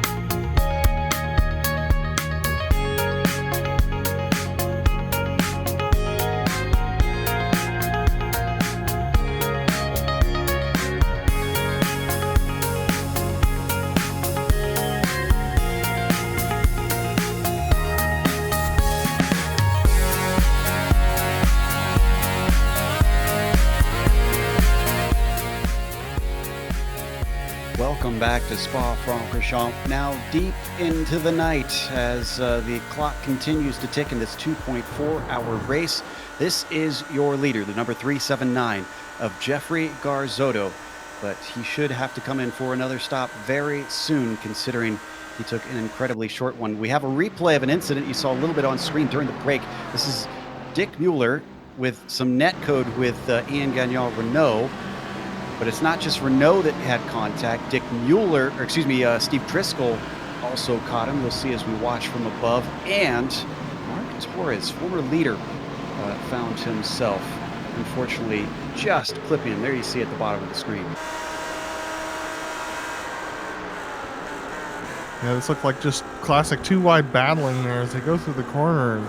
Just did not understand where each other were, and yeah, netcode and then Torres just getting some front end damage on that. Unfortunate. He did. From this angle, can't see anything bent up, so it must have been very small. A little bit farther down in the field, we got a train of cars that were much closer just a few seconds ago, but still could accordion back together. They're being led by 17th, the number 311, Patrick Fleming. Jimbo Pfeiffer follows him. Eric Smith is in there. Andrew Oakey. And here's a driver usually we mention a lot more of. Richie Hearn is in this fight. Yeah, Richard Hearn quite a ways back there in the fight, but he is making his way forward. Looks like he might be having a little bit of connection trouble, but man, quite a big battle going on there as Eric Smith tries to make a move there on Jimbo Pfeiffer. Pfeiffer not having the best of races, got spun early, and Eric Smith as well. So these guys are all part of the crew trying to recover from their earlier incidents. Now one pit stop in, and this is a good battle going on. Andrew Oakey's got some good run on Eric Smith now. Christian, now that we're pretty well into the night, you can see how dark it is out on track. Was it more difficult to judge distances and things like that when you get into these battles and you just have your headlights to tell what's going on? It is a little bit more tricky, but because the change kind of happens gradually rather than just sort of being thrown into it, you sort of don't really notice it as much as you would think, but it does kind of present some interesting problems, mainly actually with lap traffic, where you can kind of get a bit of a misunderstanding as to where they're going to go and so on. So it does make it more tricky. I think in the battles themselves, it's not so much, because especially if you're following a car, you've kind of been there the whole time, and you get a good understanding of where you are, where they are, and so on. So it's not so much a problem for battles, but it is a consideration for lap traffic. Come back to this fight. That car you saw in was Wade Hayes, and Patrick Fleming loses it. Oh, he comes back across, and more cars pile in. And somebody what lost. Could have been a single. Eric Smith. Go ahead. Yeah, instant points for Smith. He was close, and he's gone. Twilight Zone. It could have and should have been a single car incident, but as he tried to save it, unfortunately Fleming then collected Eric Smith. The last car did. That was a 5-car incident from a 1-car spin. What an unfortunate incident. We're on board with Hearn as he goes through. Richie, a veteran of this kind of thing, sees it happening ahead of him. We'll see what he does to try and make the moves to get by. Bill, I don't know if people believe in karma, but Richie's had horrible luck in this series. I think it owed him that one. Did indeed. He's the only one that got through, of the 5 that got through clean. That gives him 16th place just in the snap of a finger. So that Ferrari now looking to set his sights on Clark Archer up ahead. What a horrible race for Eric Smith. He had about a 10-minute section where he used up about 24 incident points, and boy, he could not get away from trouble. Another one bites the dust. Meanwhile, on screen, we're watching the battle for 11th. That is Gagnon Renault ahead of Driscoll and Torres, who, despite a little bit of a bump to the front of his car, has not allowed it to slow him down. Yeah, Renault and Driscoll been together for quite a while here. That bump that happened there, Torres trying to catch his way back up. These guys have been battling for a couple of laps now, ever since the pit stops, and they're right together, but they've been racing a little bit more respectfully than we've seen from a couple of other guys. And so hopefully these guys will be able to keep it clean and just allow for passes on the Camel Straight here. We'll see what happens. Staying right tight to one another through one of the few portions of the track where there is a little bit of lighting along the GP pit straight. They weave their way around La Source. This is where you want that critical good exit. And I think Ian got it because he pulls away from Driscoll to about half a second in that one corner alone. He might be a little bit too far back to get a good toe down the straight, but yeah, just not a good enough exit, I don't believe. But we'll see what he can pull here on the Camel Straight. I don't think he can pull anything. You're right. They're just too far back for the slipstream to be all that effective. And as we look at this battle, I want to talk big picture here for a minute. We talked about it with Christian a while ago about what Blake Reynolds does. Get this, Blake Reynolds is your point leader. The guy behind him, Eric Smith, he's out. Thun Horswell, he's about 4 spots up on him. Liam Quinn's having a bad race. The only driver in the top 5 that's ahead of Reynolds is Travis Warling, and that's only 2.5 seconds. That's how Blake Reynolds wins championships. It's that consistency. It's just putting in lap after lap, waiting, being patient. You don't have to pass right now. You can pass a couple laps later, especially when there's over an hour left in the race. Blake Reynolds just putting on a masterclass of how to win for endurance driving. I'm trying to check my stats. Am I not mistaken to say that we've never had a back-to-back winner, a back-to-back drivers champion? I don't think so. In this series? Yeah, that would. Don't believe we do. Fleischle, it went Fleischle, then Callisto, and then Reynolds. And then I'm trying to remember who it was before Fleischle. Well, it wasn't Fleischle or Callisto. I know that. So yeah. But we're watching that battle for 11th continue. Driscoll still staying in the tire tracks through the dark of the night behind Gagnon Renault in the number 598. They break down into the bus stop. Not close enough to go on the attack this time through. Torres is quite good on the brakes. He gains that gap back up to Driscoll very quickly when they enter the hairpin there, the chicane. And so as they go through here, it's just interesting to see where each car has their different strengths. Scott Corbin had a problem. This was from the mid-pack, and he's currently in 18th after this spin in the bus stop. I'm trying to see if he hit anything. I think he miraculously avoids everything. Wow. No He's cars. gonna need to change pants. Yeah. Didn't hit any cars, any walls, avoided even bounding over the tall curves. It's not easy to do in the daylight in this track. It was that quick right-hand turn that he made right before those barriers there at the end of the chicane that really saved him. That's the scariest moment that you're going to have in a majors race for sure. And whoever was in that orange and blue car was probably wondering, why am I suddenly getting headlights directly to my left? And grateful that whatever it came from didn't hit him. Now, Jeffrey Garzotto, look at the gap now. Yeah. It is 3.7 seconds. time for him to pit. We're at the 1 hour mark to go here. Come on and take your pit stop so you don't get humiliated being passed on the track. Come on, listen to me, baby. Oh, no. All right, go around one more time. He's got a little bit of lap traffic behind him. That's Dick Mueller. Yeah, and Garzotto is a second and a half a lap slower, and so Cronin gaining him very quickly. It's only going to take another lap or two for Cronin to pass him on track. So Garzotto is going to have to come in soon. Just as long as he does get passed on track. Come on in and make him stop. See where you cycle out. Exactly. Unfortunately for him, it's going to be the long stop. Everyone else is going to take maybe just fuel or fuel and tires. We'll see when it comes down to that. Adam, Christian, I know we've been kind of paying attention to the background to the incidents. Do you guys have any updates? I know there was a couple drivers that were awful close. Yeah, Christian, what do you got there? Well, I had to poke around and spoke to a couple of the admins a little bit to try and see if I could get some information on the incidents. And last I was told, I believe Blake Reynolds and Walling are both on 21 of 35 incidents. So that's pretty high considering how long we've got of the race to go, like just under an hour. It's gonna get tight towards the end, especially if they're in a battle.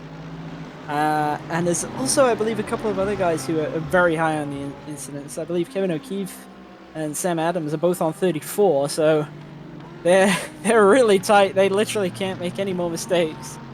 One of those drivers has just pitted. That's O'Keefe. Rutgers Kev has been in and out. Actually, has he already exited? I'm trying to find him. He disappeared on my timing screen. Still sitting there. Okay, there he is. There's a lot of cars to scroll through on our timing screens today. Also, Clark Archer has come in for his second stop, electing for a short middle stint. Oh, and Christian, you've caught one. Someone has left us. Yeah, I just saw Sam Adams disconnected from the server, and I believe he's picked up that last incident, so that'll be the end of his night. Trying to see if we could find the replay to confirm, but unfortunately we'll have to go and check that a little later. Garzotto finally takes his stop, relinquishes second place, and he should be good to go to the finish from here. Relinquishing first place, baby. Well, he was already passed by that No. point. Oh, Wasn't he? No. Cronin hadn't got him yet. Cronin had not passed? Yeah. Okay. No. That's right. Come on. So he can tout that he was not passed for the lead, I guess. That's right. There you go. Soup's pride remains intact. Love how this is Soup's pride and not Garzotto's pride that we're talking about. Meanwhile, Brennan Cronin does inherit the lead. He does still need to make his second stop. Now, he's got 7 seconds over Trevor Clement, but Clement had a shorter stop than Brennan to make up that time that he had gained in the pit stop. And that promotes Blake Reynolds to 5th place, up 3 positions since taking his pit stop. Blake in a really good position now, but man, look at all these flashing lights we got going on there. And Reynolds is closing on Warling. It was 2.5 last time we talked about it. Now it's 1.5. Boy, you talk about easy pickings, and that's not to make a slam on Travis's pace, but if he is on as many incidents as we've talked about, Travis probably, I can't imagine he's going to put up too much of a fight on Blake. Well, what we're hearing, Blake doesn't have that much to play with either. So That's true. Yeah, so with both of them tight on incidents, they're going to play nice with each other, hopefully. And, these two guys, very experienced drivers, especially in the major series, and I think, we'll see a gentlemanly pass here if Blake makes it up to Travis. Yeah, I mean, we haven't known Blake to really be a terribly rude driver. He could be aggressive, but I don't recall him seeing him make any rude moves. Meanwhile, Garzotto is back out, and he returns in 28th. Now, he will gain some positions. This may sound like, 30th, it looks like, once he settles in here. It may sound like a lot of positions, but he still has a lot of drivers in front of him who will take their stop in the future. Now 31st, as he gets overtaken by Rob Gall. we were talking about Reynolds, picking up that penalty for making a mistake on track. How about this, though? The race stewards gave out a penalty for being aggressive during practice. The Herbier got one for being overly aggressive. People are still, this is still serious stuff in practice. People are trying to do important things, so they do not take lightly. Are we talking about practice, Bill? Yeah, exactly. Yeah, the practice sessions for the majors tend to be an important facet of how this thing runs. They tend to be racing very aggressively, very closely. Teams trying to figure out strategies, trying to figure out pit stops, and tensions can run high in practice, even though, we're just talking about practice. I guess. Watching Driscoll out there in the 11th position. He's starting to fall off of Ian Gagnon Renault in the number 598 Mercedes. So he'll have to try and hustle and get back up to that car if he wants to crack the top 10. Mark Torres, I made a big deal out of him having good pace after that incident, but he's starting to look a little bit stuck here. I mean, yeah, Torres, he just hasn't been able to make his way up at all. He's been stuck behind Renault. Driscoll, same thing. They've just not been able to make any passes. They were right close together trying to pass each other, just about 3 laps ago. But at this point, I think they're just riding around, waiting until the next pit stop, or waiting until a mistake happens ahead of them in order to make that pass. Cars have now pretty much become little specks of light flashing around in the darkness of the hills of the Ardennes. We've got to battle among those flecks of light down in 21st. We haven't given Jeff Schmeier quite a lot of racing time, a lot of screen time, but Liam Quinn certainly going to give him some action. That was really poetic, Joe. Little flecks of light in the mountains here in the Ardennes. I was in the honors English courses. That was well done. I like it.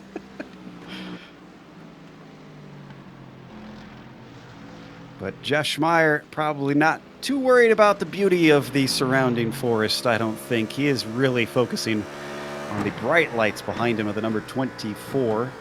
Liam Quinn trying to push a little bit farther forward in his kinetic racing BMW. Our tower only goes down so far. In 31st position, that's where Jeffrey Garzotto came out. Remember, he was our leader. Yep, Garzotto, as we mentioned, now done with his pit stops, while those around him still need to make another. Getting awful close now, Liam Quinn gaining on the straight towards Blanchimont. Could we see an attack into the bus stop? No, he drops back through that swift left-hander, loses ground in the wake of the car ahead. While we're watching this, Christian has since been going over to the stewards, pestering them some more. What's the update you got, Christian?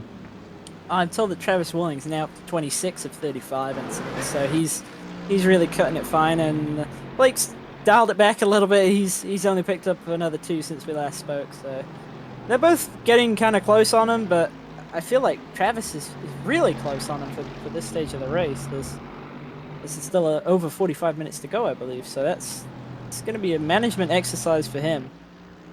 Yeah, and it may seem like 3 incidents really isn't that big of a deal, but around here, like you said at the beginning of the race, Christian, you pick up incidents so quickly, so that it really gets into that mental game that I was talking about at the beginning of the race. You really have to be on top of yourself mentally, or else things might fall apart for you. They come around once again towards the bus stop and breaking into that hard chicane, that right left onto the Grand Prix pit straight. Continues to hound him for that position.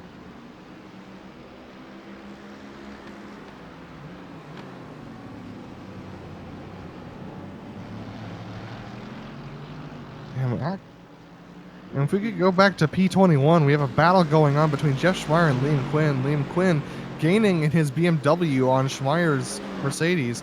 He's been looking really good through the corners, whereas Schmeier looks like he's got a little bit of a struggling with loose condition there. So he's struggling to go through to get power off the corners without spinning the tires. And Liam Quinn looking like he's got his car right underneath him. Certainly does. He's applying a lot of pressure. Look at how close he is now. In fact, Schmeier might not even be able to see the lights in his mirror. He is tucked right underneath that rear wing. Last time, though, he lost out through the left-hander of Blanchimont because of the dirty air from the car ahead. And once again, you can see he backs off slightly. He's closer. I just don't think he's close enough. And indeed, Schmeier's going to be able to fend him off for yet another lap. The AMG gets a really good leap out of the corners. It's got some serious grunt underneath that hood, but Liam Quinn is taking those corners right, getting good angles out, and so if he can get a good angle here through La Source, he could get him going up the Camel Straight. Bill, I got a little bit of help from a friend of ours as let's stay on this battle. Here's a name that'll really take you back, I guess I should say. David Williams, the champion before Fleischle. There you go. And no repeat winners so far. Here comes Quinn on Schmeier. He's going to make an attempt, I think. This is the best opportunity he's had. He might have to take a late dive in. He's going to. He's alongside. Schmeier gives him room, but he can't hold it together. Neither of them can. They might come together here, but no. Quinn makes it by. Oof, Jeff was awful hot into the corner. He knew it was happening. He woed it up, barely kept it out of the grass, but was not able to defend from Liam Quinn, who moves himself up into 21st. Let's go to 4th place. He's been closing, he's been coming, he's been gaining, and now he is there. I'm talking about Blake Reynolds, just about 2 car lengths behind Travis Warling. He's made a couple stabs at him, and then he said, nah, I better think better of this. I think he realizes what his incident count is as well. And we should point out that these drivers might not necessarily know about the others' incident points. Now, some of the drivers or some of the teams do have someone, a crew chief, on the box for essentially most or all of the drivers. I know that we've got Jason Fleischle out there helping with Alliance, and I'm pretty certain that Blake Reynolds' team, Riding Shotgun, should have someone. So they might be listening into the broadcast. They might be talking to the stewards themselves and getting this sort of information. But Travis Warling might not know. We don't know if he is aware that Blake Reynolds is tight on things.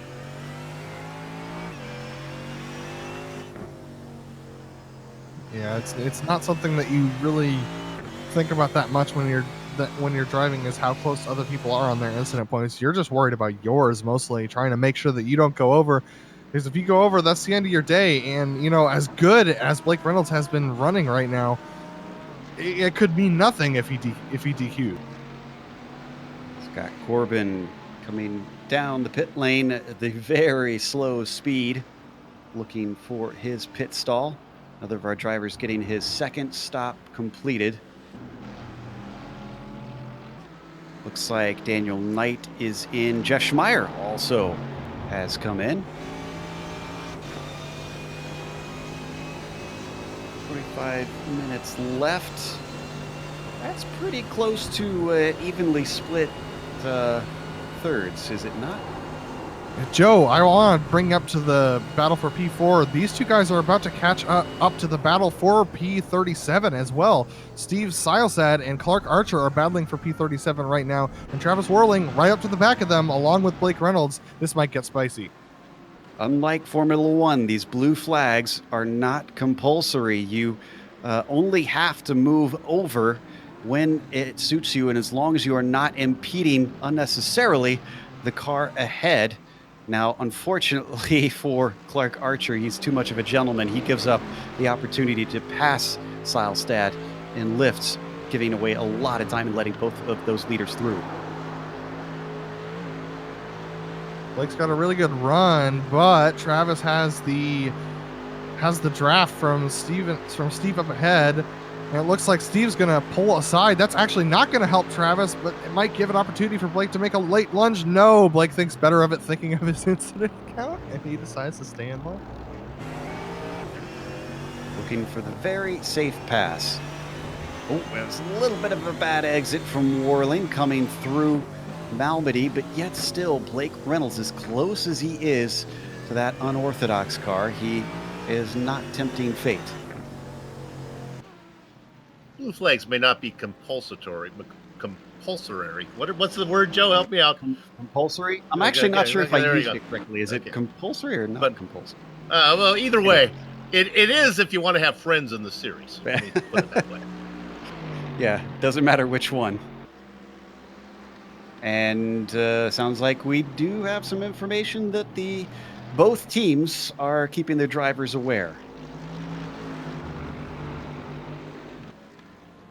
Non-compulsory, we're hearing from Christian.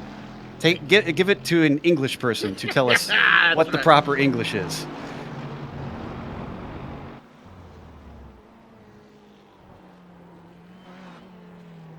Yeah, talk about the leader here.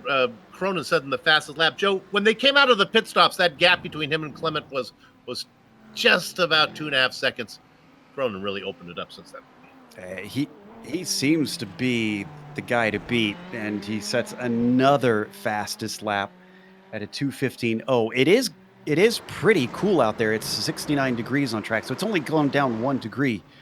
But the air temperature has gone down as well to 67. So the driver's obviously getting something into happy hour just without the light. Only thing is that high humidity certainly clogging up the engine, and the air makes it more dense. They do take that into account here in iRacing.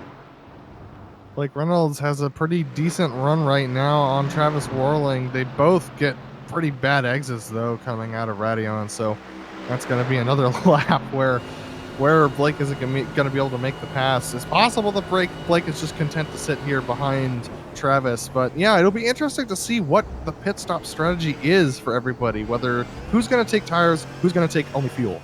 My guess is Reynolds will have to pay a little steeper price in pit lane than Warling did. I think Reynolds might have short-filled a touch on that first stint. Could we potentially bring up a lap comparison, but might not be the drivers you're thinking? Reynolds and Alcrudo.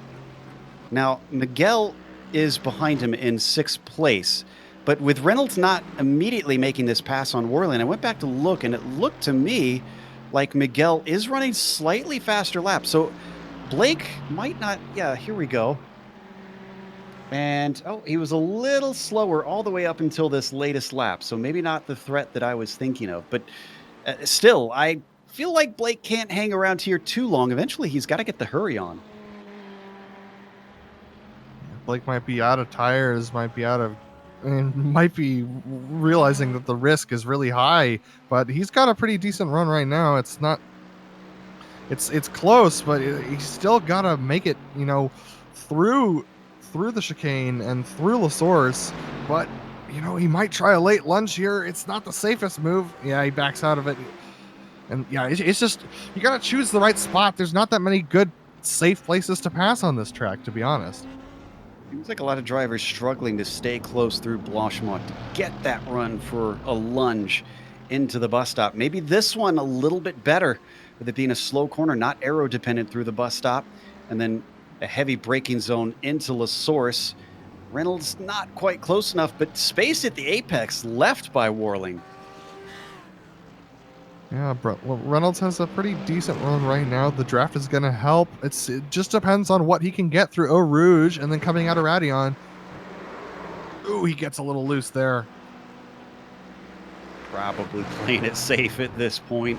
Just trying to not push the car too far, because it's not just the incident points. You also have to worry here in the darkness about losing the car itself and wrecking. Meanwhile, down in 19th, Liam Quinn in yet another battle, this time with another name we haven't seen in a long time. German Fanador joins us. The Georgia driver is currently threatening on the BMW, and he might actually stick his nose in for too wide through Blanchemont. Nope, I think Liam Quinn's going to give it up.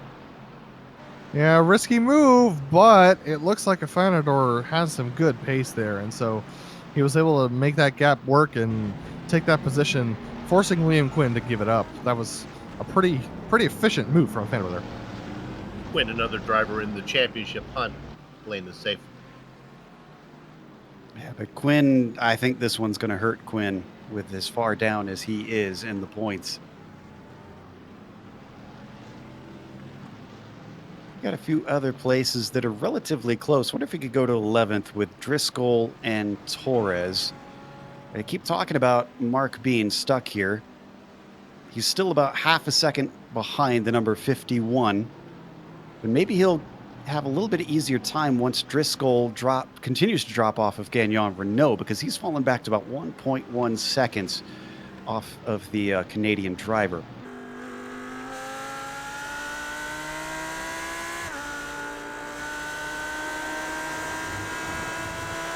On board with Torres in ahead. Oh, and one of our top drivers are in. In fact, two of them. That is Clement, you see ahead, and Bennett behind him. Both Alliance drivers.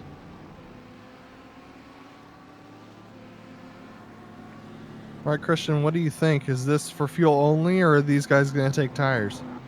I'm pretty sure this is going to be fuel only. I've actually been watching both of them the past couple of laps because they jumped out into kind of second and third place, and when I saw it, I thought their stationary time was quite short, so I figured they'd be coming in early, and this was actually a little bit later than I expected. I thought they might come in with about 45 minutes to go, but it's actually closer to 40, so they were able to go a little bit longer than I thought, but still, they're going to have a slightly longer stop than pretty much everybody else inside the top 10, I think, at this point. So it'll be interesting to see where they filter out. We ride on board with Adam Halleck, who's chasing Brian McGreevy, reverse of what we were seeing before with Quinn. It's the BMW chasing in this case, a Mercedes that he is trying to run down. Actually, go ahead, Sue. Well, I just want to ask Christian, so will Warling and Reynolds be faster since they're not changing tires right now? I'm talking about Clement and the guys who are coming in who made the stops. Meanwhile, pass on screen. And that is Blake Reynolds finally getting past Travis Warling. Yeah, he's got places to go. Writing a Ulysses level novel before he finally decides to close the chapter. And it looks like just finally got himself a run he was happy with. Looked to the inside. Was given space at the apex down into Fanyes and sealed the deal. Yeah, I think he wants to hot lap now because Clement is in. Clement took his stop. Bennett took a stop. He's going to try to do the overcut, I guess. I don't know. Overcut would be pitting later and yeah. jumping the car ahead. Yeah, Yeah, so that's what he's doing. that moves Reynolds up to P2. Warling slots down into third. Does not drop away very quickly. He stays within touch. Should Reynolds make a mistake and hand it right back? Reynolds hoping not to do that. Can we go to the leader real quick? This is I wanted Gazzoda to pit before he got past on the track for first position. This is even more humiliating. He's about to be lapped. So Yeah, Garzotto's pace just has not been great on this second stint, and Cronin, as we know, has been putting in screaming lap times. He's now look at I know, yes, he's trying. Garzotto's fighting, man. But he's just, I mean, Cronin's just putting in purple lap times all over the place. So Garzotto, I mean, like, what can you do, man? Garzotto's put in a good fight, but, you know, Cronin, at this point, even if Cronin were to pit now, Garzotto would not come out ahead. No, certainly not. We don't need to cover this. We can get off. We don't need to see this. The boy's doing fine. Cronin is taking a bit of time to try and get by. So we ride on board. Interestingly, and sort of ironically, it's two Audis together. No, excuse me. No, it's not. It's a Ferrari for Cronin.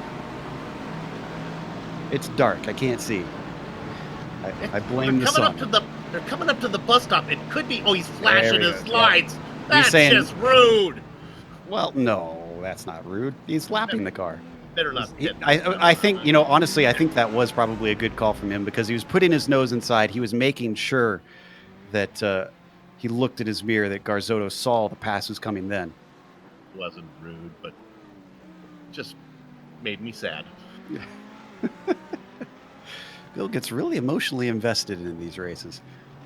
Richie Hearn, former IndyCar driver, comes in for his scheduled stop, his second one.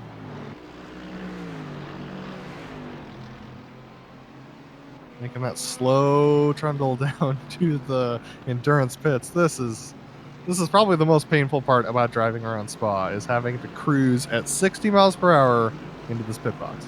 There's no stalls along that portion. Why don't they just make it cut a little bit wider so it's not, don't have to go through that hairpin. Just like straight line it, you know? Make it shorter. Yep. I don't know. Europeans. Bill's going to start an international incident. Driscoll is in as he falls down the order. I tell you what, I think Reynolds' difficulty in passing Warling might be down to pace, because I'm looking back to that, and Travis he's been as close as 0.3 of a second behind Reynolds. He's not fallen back at all. Yeah, Travis has been keeping with him. I mean, like, it's good to see that these two guys are so close. I mean, they're close on incidents, they're close on race pace. It's awesome to see how good these drivers are. But Blake Reynolds really had to make that move. He had to get by Travis, and now they're into the lap cars. So that's probably also something that's keeping Warling close. Trying to pass lap traffic, even when they move out of the way, such as Wayne did in that moment for both of them, that's still something that slows you up. It takes your mind off of your rhythm, and it gets you out of rhythm, and it really throws a wrench in the works. And so it's hard to find your rhythm while you're passing lap traffic. All right, with Driscoll pitting, get your suit boards out, because Trevor Clement is currently our highest pitter at 2 stops, and he is in 12th place. About a minute 6 behind Reynolds. So that's something to keep an eye on, and we'll keep you up to date on who is the highest driver to have completed his second stop. No driver can go this race on a single stop. Clement with a little bit of traffic, but that's a lapped car he's going by. That's Schmeier.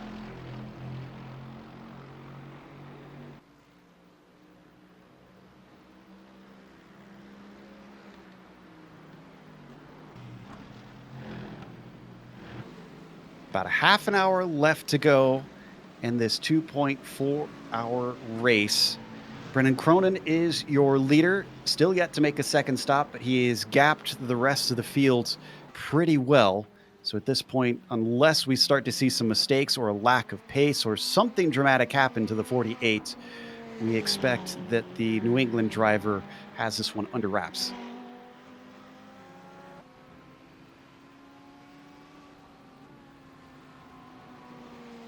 "22 cars on the lead lap. They'll get a few more of those back when the leader pits." Adam, you've been following a driver that we haven't really shown a whole lot of, but it looks like he's in a close fight down in 14th. Yeah, German Afanador, we talked about him passing Liam Quinn. Liam Quinn's struggling a little bit on pace, but Afanador's really found his pace in the middle of the night. He's really starting to take off now, and he makes his pass on Loeski Olio there, and he's got to be able to get by. Olio flashing his lights, not happy about the way the pass is made, but Afanador gets by. He should be able to take off into the night. It's cool to see this driver really start to pick up his pace now. He's got Brian Bennett 11.7 seconds ahead, so this is probably as far as he can go. So as long as he can pull away from Loeski, he'll be good to go for the race in 14th. The way with how quick he caught him, I think he's easily going to be able to pull away from Loeski. You can see he's already dropped him by a number of car lengths, so the 236 falls down to P15. Really has to worry about his own race now instead of flashing his lights at Afanador. Boy, German goes a long way back here on GSRC. If anybody remembers the CESCS, racing in a little bit slower cars, but sports cars nonetheless.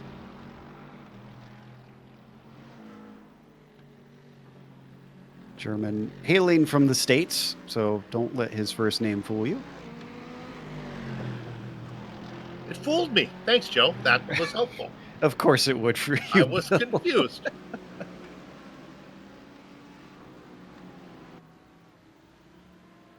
And we're also, I want to go back to P8.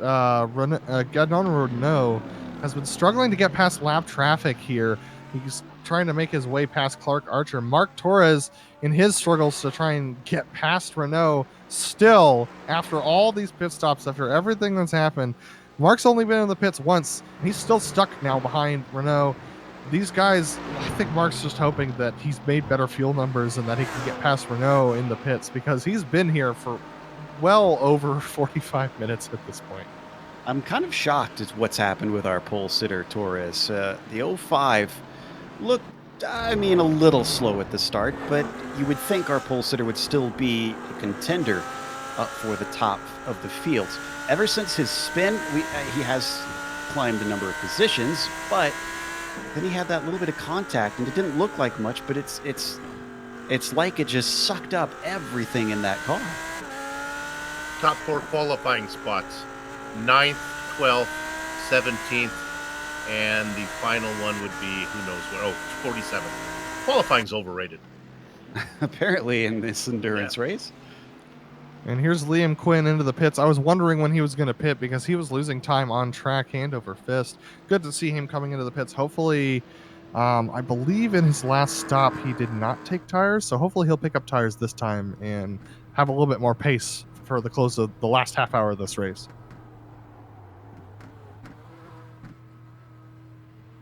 Around that hairpin and down the hill towards the traditional pits. A lot of our battles have really pulled apart out on the track as we get later in the race, and Reynolds comes in for his second stop. All right, the number 1 car now going to show exactly where he's going to line up once his stop is done and who he's going to be fighting to the end. Clement, so far away, just got through Puhan.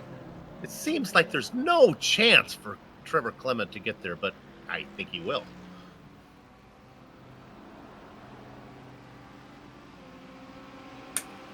Yeah, I think Reynolds shorted his stop just a hair.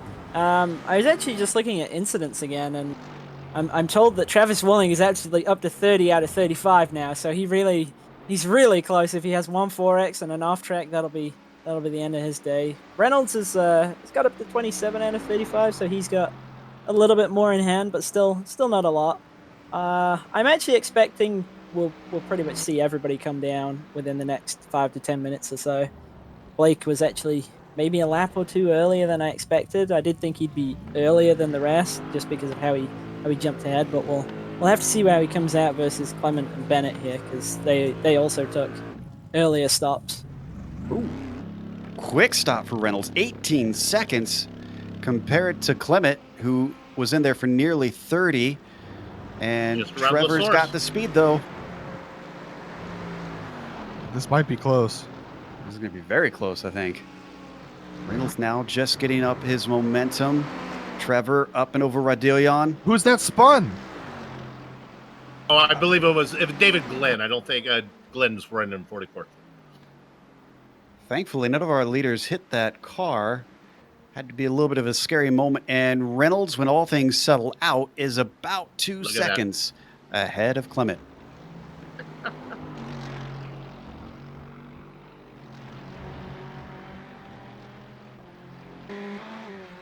A really impressive stop for Clement for sure. Brendan Cronin, he's coming across now. He's going to take another lap. Travis Warling, I believe, will join him. We'll see what happens as he goes through the final corner. He does indeed. Alcrudo continues, surveys. Nobody really seems to be a taker this lap. Maybe fuel mileage a little bit better. There we go. Matthew Thunhorst is coming on in. Matthew Thunhorst pitting from P6, I believe. That's a good place for him after the trouble he was having earlier in the race. So he's clawed his way back into a top 10. Christian, Travis Warling was only about maybe a half second behind Reynolds when Reynolds pitted. Will Reynolds' tires cool off? Are the tires difficult if you don't make a tire change? Are they harder on the first lap out, or it doesn't really matter? Be honest, I didn't really notice that much of a difference. I fully expect that we'll see that Travis will come out ahead though, just on the time difference in the stop. Right. I really am surprised that Reynolds was actually that short. I didn't think he shorted it by that much. So I fully expect we'll see Travis will come out ahead. But at this point, the tires they're kind of all the same. Once we got into night, there isn't really that much of a difference or an advantage, so to speak. While Blake continues out on track as our cameras follow him, Thunhorst has hit his stall. But unless Thunhorst has a very short stop, he is definitely not going to come out ahead of Reynolds, who is currently our highest pitter with 2 stops. Reynolds streams on by. Thunhorst gets passed by Clement. What about Bennett? Might come out just with Bennett.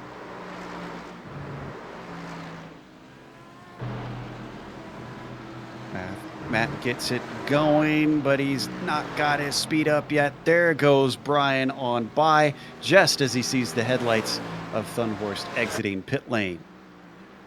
Yeah, pit lane is just it takes so long to get to your pit box. Most of these drivers who are on the once you go around the corner, it takes them a full minute to get to their pit boxes, and that compared to your lap time around this entire circuit is 2 minutes and 15 seconds. That's half of a lap you spend just trundling your pit box. That is how hard it's such a mental game, this track.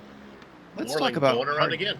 Go ahead, Let's Joe. talk about hard chargers for a second, because just behind Matthew Thunhorst, now that he's pitted, is German Afanador, just about a second and a half behind. Now, the reason I bring up German is not only is he 14th, but he's taken his 2 stops I'm seeing, and he started 31st. Now, actually, no, wait, I see his second stop was 25 laps ago. So did he have an extra one at the very beginning then?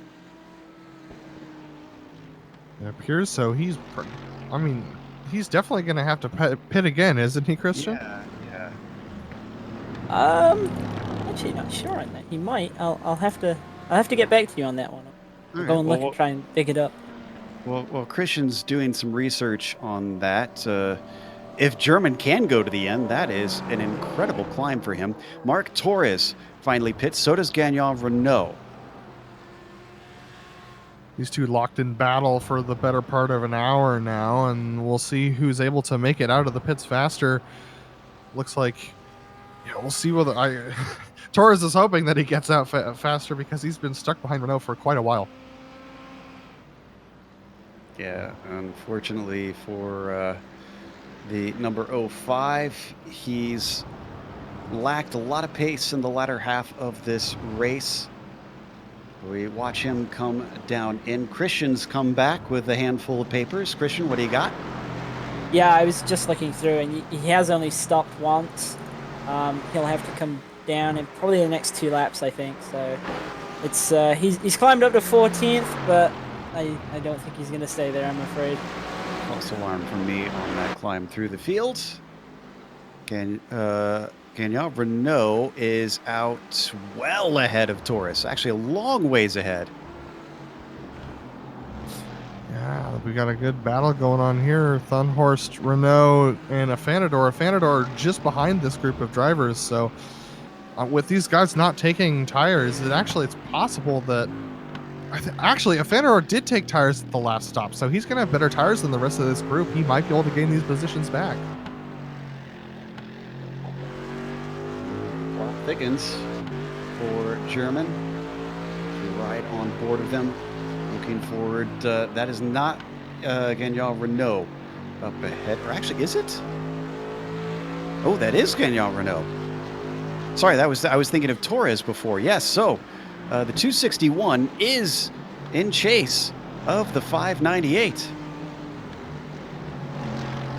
With it being night now, the stints don't really take that much, as much out of your tires as they would, with the sunlight. So it's not that it's going to make as much of a difference as it would under direct sunlight in the afternoon, but those new tires should help German make his way through the corners a little better.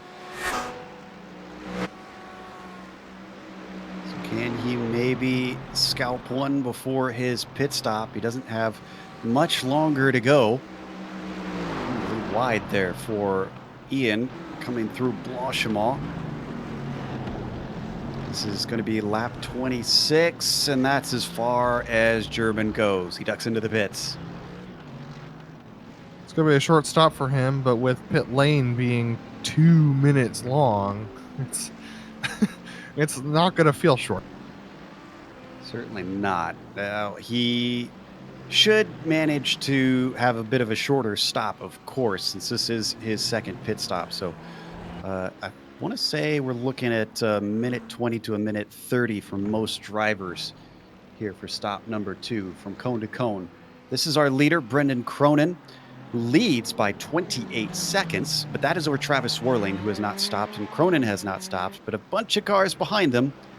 have taken their second stop, the highest of which is still Blake Reynolds, who currently runs in 8th.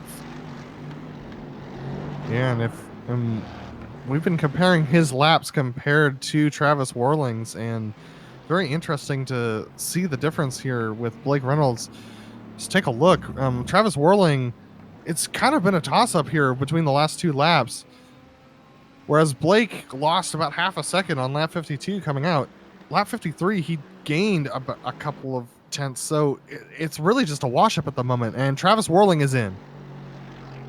So this will decide where the two of them come out in relation to each other. Remember, Reynolds going for a championship here, so every position counts. He wants to try and be ahead of this car that he's been fighting with for much of the race. Reynolds Alfredo also pitting. Getting a Blanchimont right now, unless Warling's stop is really fast. Yeah, and Reynolds up towards the bus stop. Warling still looking for his stall, and now he's found it and is in. Reynolds through the bus stop. Let's see how short Warling's stop is. Keeping an eye on him as we watch Blake Reynolds.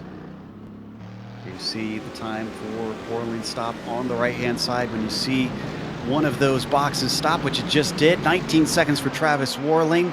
Blake Reynolds has got his momentum going. He's going to get him easily.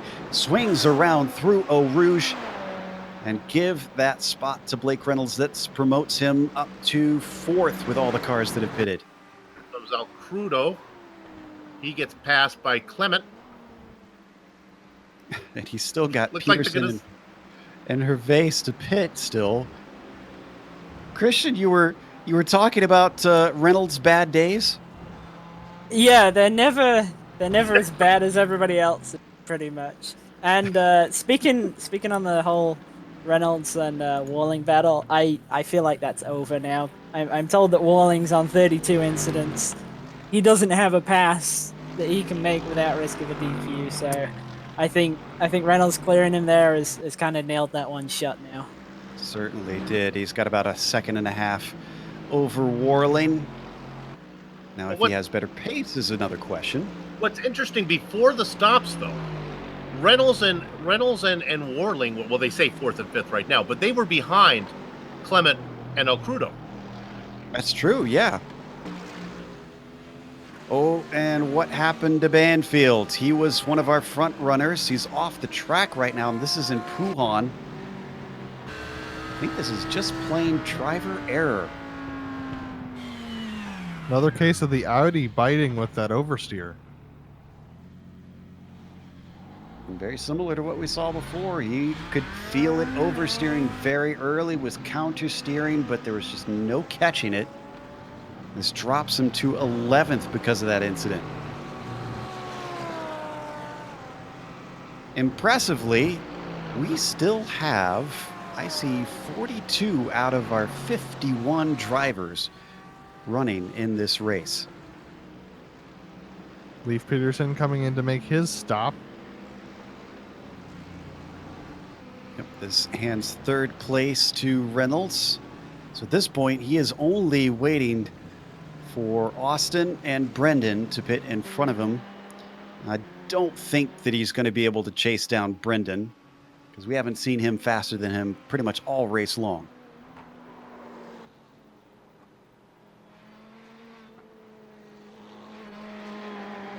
"15 minutes left on the clock. Just a handful of cars that need to come in and take a stop.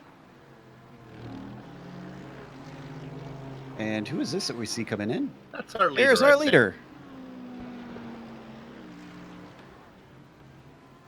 All right, 48 coming in and finishing out his pit stops.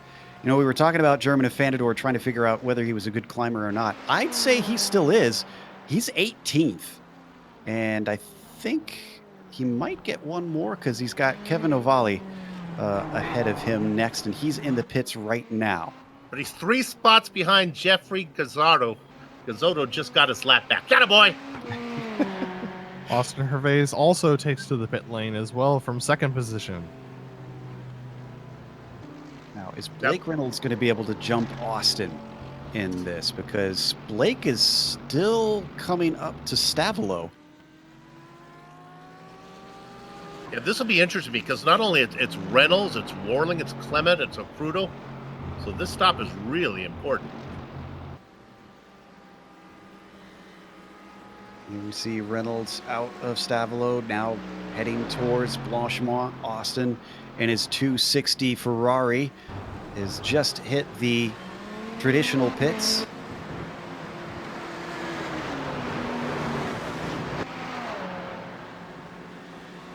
Reynolds at the bus stop. It'll be close. Yeah, I think Blake will get him. I think he'll easily head on by, because Austin just came into a stall and the clock is ticking up. If we're looking at about a 20-second stop, Blake is very easily going to go by.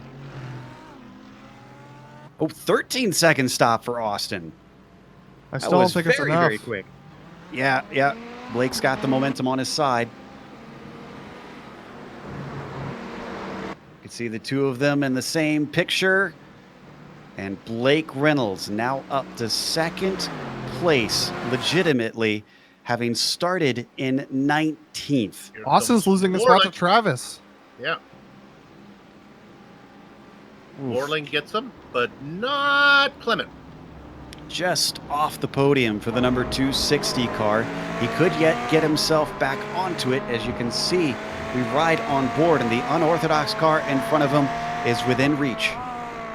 If Hervais knows that Warling's high on incidents, he might try something risky and force Warling to give up the position. It's a strategy that you can use if you're in a better incident point position than the other drivers, and Travis is within that 4 incident limit for contact, so he's going to have to be very careful with Austin pushing in. Riding on board with the 260 now, just behind the Mercedes of Travis Warling.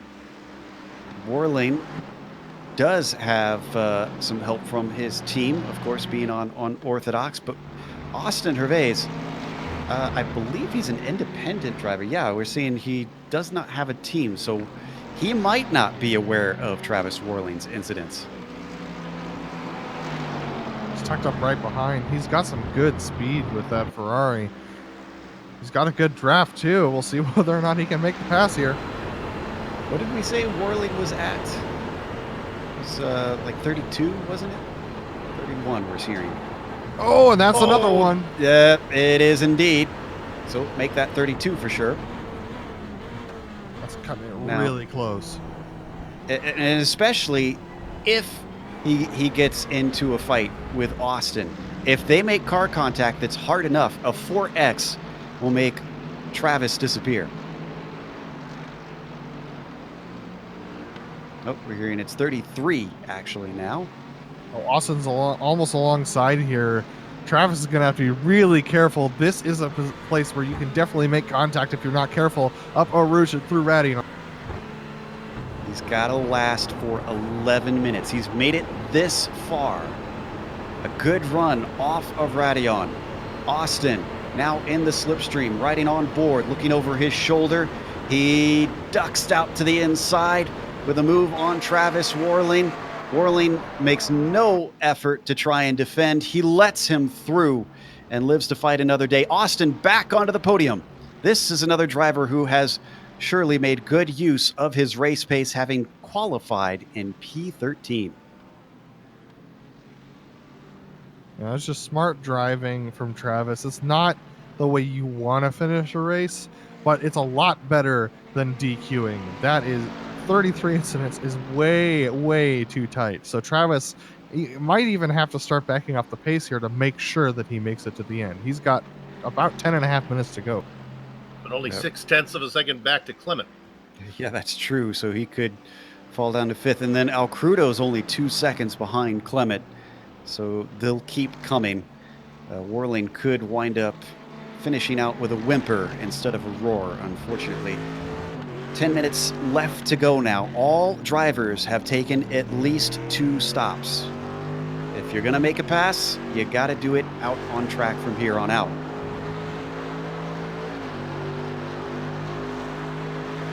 driver into the ether. Unfortunately, Scott Corbin, the latest victim. And it wasn't the best move ever. I was watching this as it happened, and Scott Corbin laid on the brakes and wasn't able to woe it up in time. Makes contact. Oh, that's a shame. Oh, and he blinks away. Netcode involved in it, unfortunately. Can we get a slow motion of him blinking away? See if I can see a soul. You know? Jeez, Bill. First, you want to see drivers die on the broadcast. Now you want to see their soul. Something happens when you blink away. Something makes me think we have a Dementor in here. Yeah. Let's go to 12th place. This is Alberto Blasco with Brian Bennett giving chase. Bennett was closer just a moment ago. And Bennett was going He's way off very, pace. very slow. What is going on here?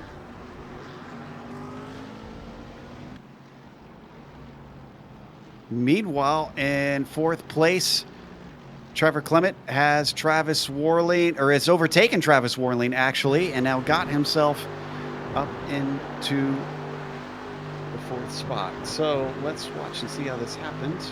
Another slipstream up the Kimmel Straight. He bothered to defend. Nope. He's just going to let him have it. That's just not fair. Well, is this either love or war? Yeah, it's just... Because all's fair in both of those. And I'd say that Warling's just dealing with what everybody else has. Alcrudo's still 2 seconds behind. Warling's got to keep pace if he wants to stay in the top 5. Now, Bennett is still going slow. Yeah, Joe, I've tried to go back and see what happened, but it looks like he might be saving fuel. He might be short on fuel at the end of the race because he's lifting and coasting significantly at the end of the Kimmel Straight. 7 minutes is a long time. Yeah, Well, I he's know- short shifting as well. Well, I know we've had a little bit of contact with the Alliance crew chief out there, so I wonder if Brian is shouting at Jason about the fuel calculations at the moment. Yeah, he's way short shifting now, guys. 7 minutes to go. It's a little late to be trying to do this. And his pace on this is not great either. So this is just a survival game for him now. Oh, we're getting information. Jason's telling us they're a lap short. Christian, you think you could save a whole lap worth of fuel within just about 3 laps here? Well, I mean, it depends on how short he is. If he's only a little bit short, then probably. But by how he's driving, he looks incredibly short, to be honest. That said, it still probably works out better than taking a trip down pit road, just because pit road's so long and you'll lose so much. So even though he's going really slowly, it still might work out better to do this than to pit again. so he needs Cronin to lap everybody up to him, right? So he doesn't have to go around that one extra time. You know, that might not be beyond possibility because Cronin has 30 seconds over Blake Reynolds, and Reynolds is in 2nd place. This is just a thwomping on the rest of the field. Yeah, I was fully expecting the Mercedes to be the fastest car around here, but Cronin just really does have an understanding of this track and this car combination. And he's really showing the field how it's done. He continues to pull on Blake Reynolds even this far into the race, and we know how fast Blake is. What an impressive showing from Cronin. In fact, we're going to take a look at the lap comparisons between them. As we ride on board with Cronin dealing with the lap traffic. That's Loeski. He's wasn't he the one he was trying to go by before, or were we thinking of somebody else? I Yeah, don't believe so. Regardless, Loeski's going to let him through. He's not interested in trying to stay ahead of him. Next car. Ooh, here you go, Bill. Liam Quinn, one of our championship contenders, about to get lapped at this race, depending on how quickly Brennan can catch him. Yeah, that's Well, he's got to get. Doesn't he have Nick Kuhn first, right? Yes. Well, Kuhn's not on the lap. Okay, I got it. No. He's already been lapped. Yeah. Quinn's the next one, 20th place. I don't think he's going to get there. 10th place is Mark Torres, and he's finally going to get a position. Steve Driscoll to the outside, doesn't defend into the bus stop. I think Torres has been working on this for just about an hour's worth of time, but finally cracks into the top 10. Well, I mean, I wish I could agree with you, Joe, but the person he was battling with for over an hour, Ian Gagnon Renault, is in 8th position, 10 seconds up the road. So Mark Torres actually lost time ever since taking that pit stop, and Renault just taking off into the sunset. The person he was stuck behind for that entire stint, and now he can't even see him ahead of him. Well, I guess the main note after this race for Torres is going to be he's got to work on his race setup and his race pace. Getting info from Christian that there was a spin involved in Mark's outlap, or in lap, it looks like. So that explains some of the loss of his time. Racing for the Kinetic team. The ride-in shotgun guy is going to pull in a nice haul of points with Reynolds up there in second. Clement, though, for the Alliance team, obviously going to be contributing for them, and the number 111 riding in fourth. And then Unorthodox. Unorthodox, to me, is sort of the Cinderella story this season, Bill, because we really didn't pay a whole lot of attention to them. And as the season has gone by, they've put more and more drivers into this pro split. And now look at the sort of results that they're getting. Yeah, exactly. I had big hopes for Kinetic. I really thought Kinetic would make a run at Alliance. That hasn't materialized, although they sit in second. But yeah, Unorthodox having a strong run. That Ferrari you saw facing the wrong way on the track, that was Richie Hearn, and the incident was in No Name. 2 minutes and 30 seconds to go. Richie! Oh no, just getting loose, spinning the tires on the exit there. And P5, it looks like. But meanwhile, we got to watch this battle on screen, because this is for 5th position. El Crudo trying to pass Warling. Warling staying to the inside. Oh, he really wouldn't want to go too wide through here. And finally, El Crudo gives it up through Eau Rouge. But Travis with, what do we have, 2 laps to go here? Trying to desperately hold on to a top 5 finish for this Unorthodox team. 2 laps more important to Warling. 18 corners. Yeah. Gotta keep that car clean. Crudo rides very closely behind him. And he's flashing his lights at him now. Now, he's not a lapped car. Miguel's just using, it's not a dirty move, but some don't take kindly to you flashing their lights when it's for position. Maybe he's worried he has his high beams on. Down into Puhan. This could be up to 34 incidents at this point, we think, for Travis Warling. As we watch this, though, Bill, you got to be careful. You're talking about disappointment with Kinetic. We got a Kinetic driver in here. That's true. Well, yeah, that's a good point. I mean, they're competing in the European region. A little bit of distance now, Travis Warling to Miguel Al Crudo. Well up ahead of these two. We don't need to go to it. Brennan Cronin just took the white flag. Yeah, Miguel might not have been happy about Travis, taking Eau Rouge and Radion in his own line, but Miguel was not really alongside at that moment, so Miguel's really going to have to pull out a steamer of a last lap to try and make a pass here. He's quite a ways back, though. I think that game might be up. Travis might be secure in 5th. I think this will make the big difference. Out of here and then through Eau Rouge. It looks like a pretty good exit, honestly, for Travis Warling. So I think you're right. I think he is safe as long as he doesn't go off track here over Radillion. look clean to me. All he has to do now is survive the run out of Stavolo towards the bus stop.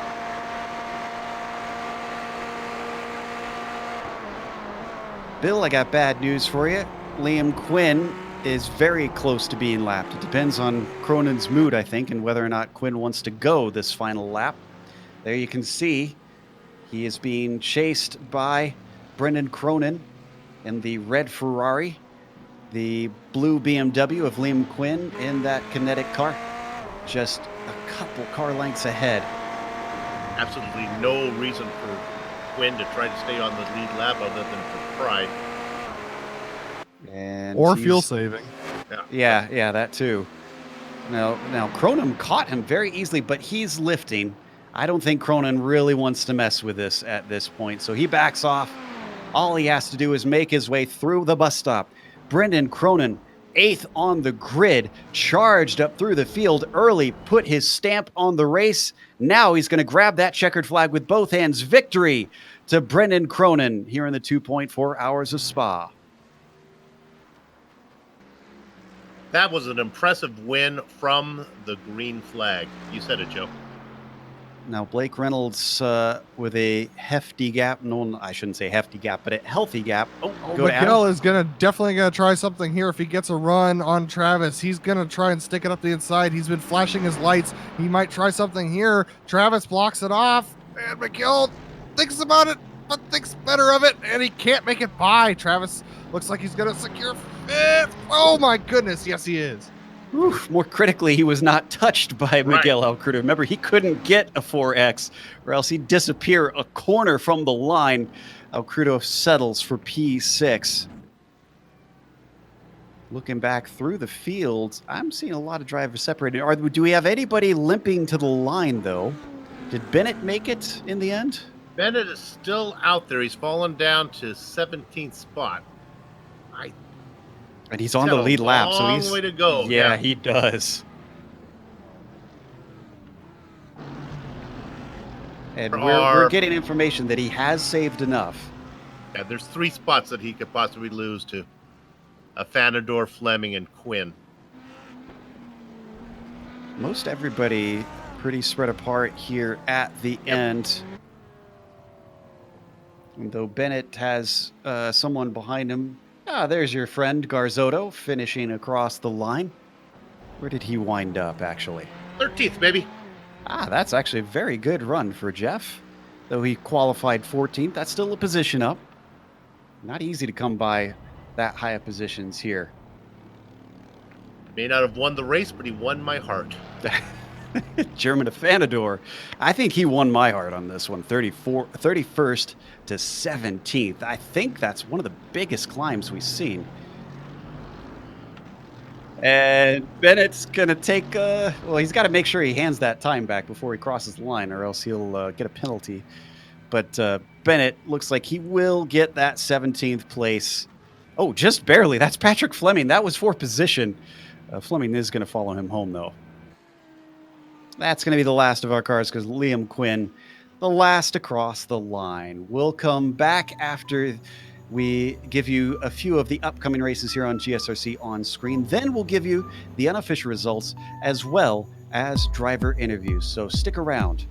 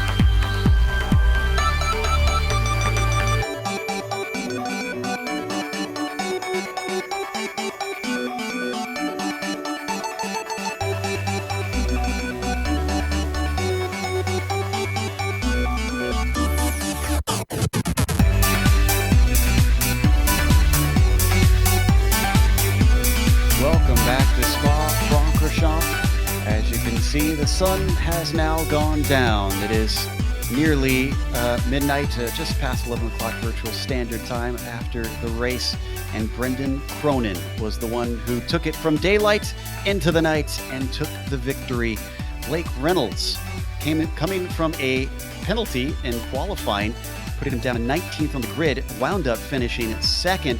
Boy, you talk about a driver with nerves of steel. He just does not quit. Austin Hervais, who is someone we don't really see here often in the series, finished in third.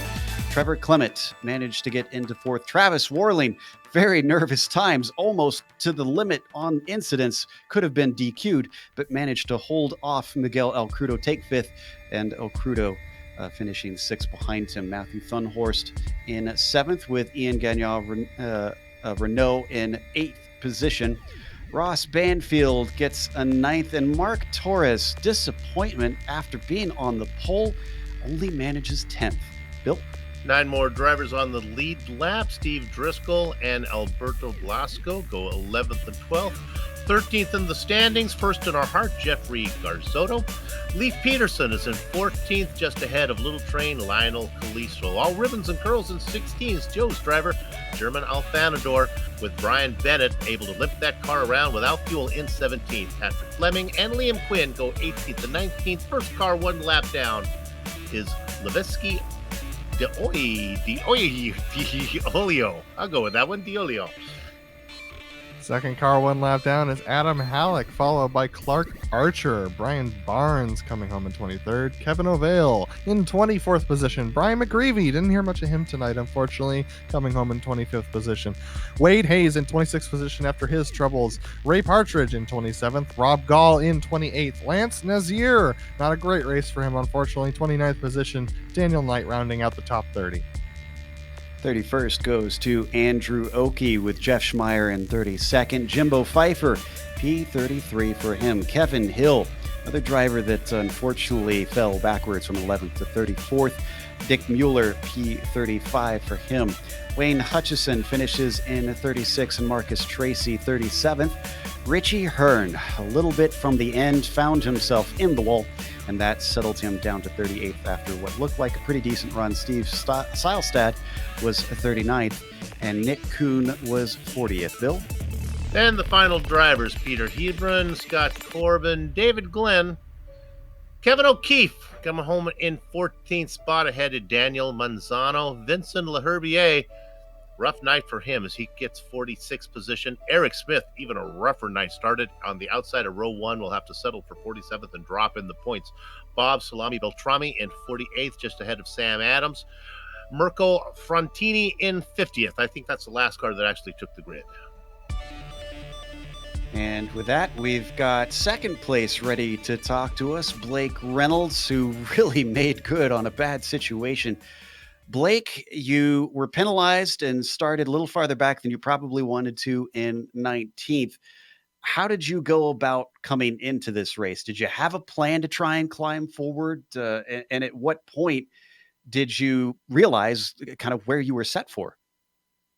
I really didn't know. I didn't put in very many laps, so I just kind of showed up, and Adam Young told me I needed to finish this race. So that's the only thing I was told. So I just went out there and kept the car on track, tried to keep it as clean as possible. I was also pretty close on incidents. I figured Trevor was there at the end, but I made it there at the end. Yeah, we were kind of watching that. We were getting fed information about how tight incidents were getting for you. I'd say you did better than simply finishing a podium. Is phenomenal considering the situation. What is this race like, though, going from the daytime and into the night? Because Spa is a little bit notorious for being incredibly dark. Yeah, I actually hadn't tested in the full darkness, but the headlights, man, props to iRacing. The lighting there at the beginning was fantastic. And then the headlights. I feel like I could see 3 times more than I could before we had any of the cool lighting stuff we have now. I think that helped me in the darkness.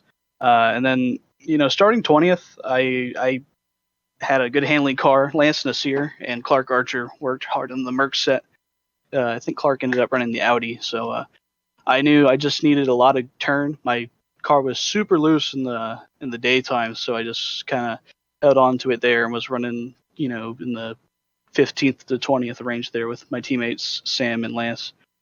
And then, as it came nighttime and the grip picked up, the car was handling amazing enough to where I was hitting my fastest laps on the old tires there at the end. Obviously, next round we head off to the dirt oval round in this series in the winged 410. I'm pretty sure you told us in the past, did you not, that you're not as confident on dirt ovals? Is that correct? No, I'm literally the worst person on dirt. How are your feelings heading off to the next round? Because we were talking about how we haven't had a repeat champion yet. So do you feel like a second championship in a row is doable for you? Maybe. I struggled there for a bit, mostly just because I was finding it hard to balance between the eNASCAR stuff and the major stuff, just because you have to really prepare for both events. The dirt stuff, I have some teammates that we added on here in the off season that are dirt guys that haven't really shown their stuff most of the season, but I think we'll be pretty strong on setup wise. So I'll just have to figure out how to drive the dirt.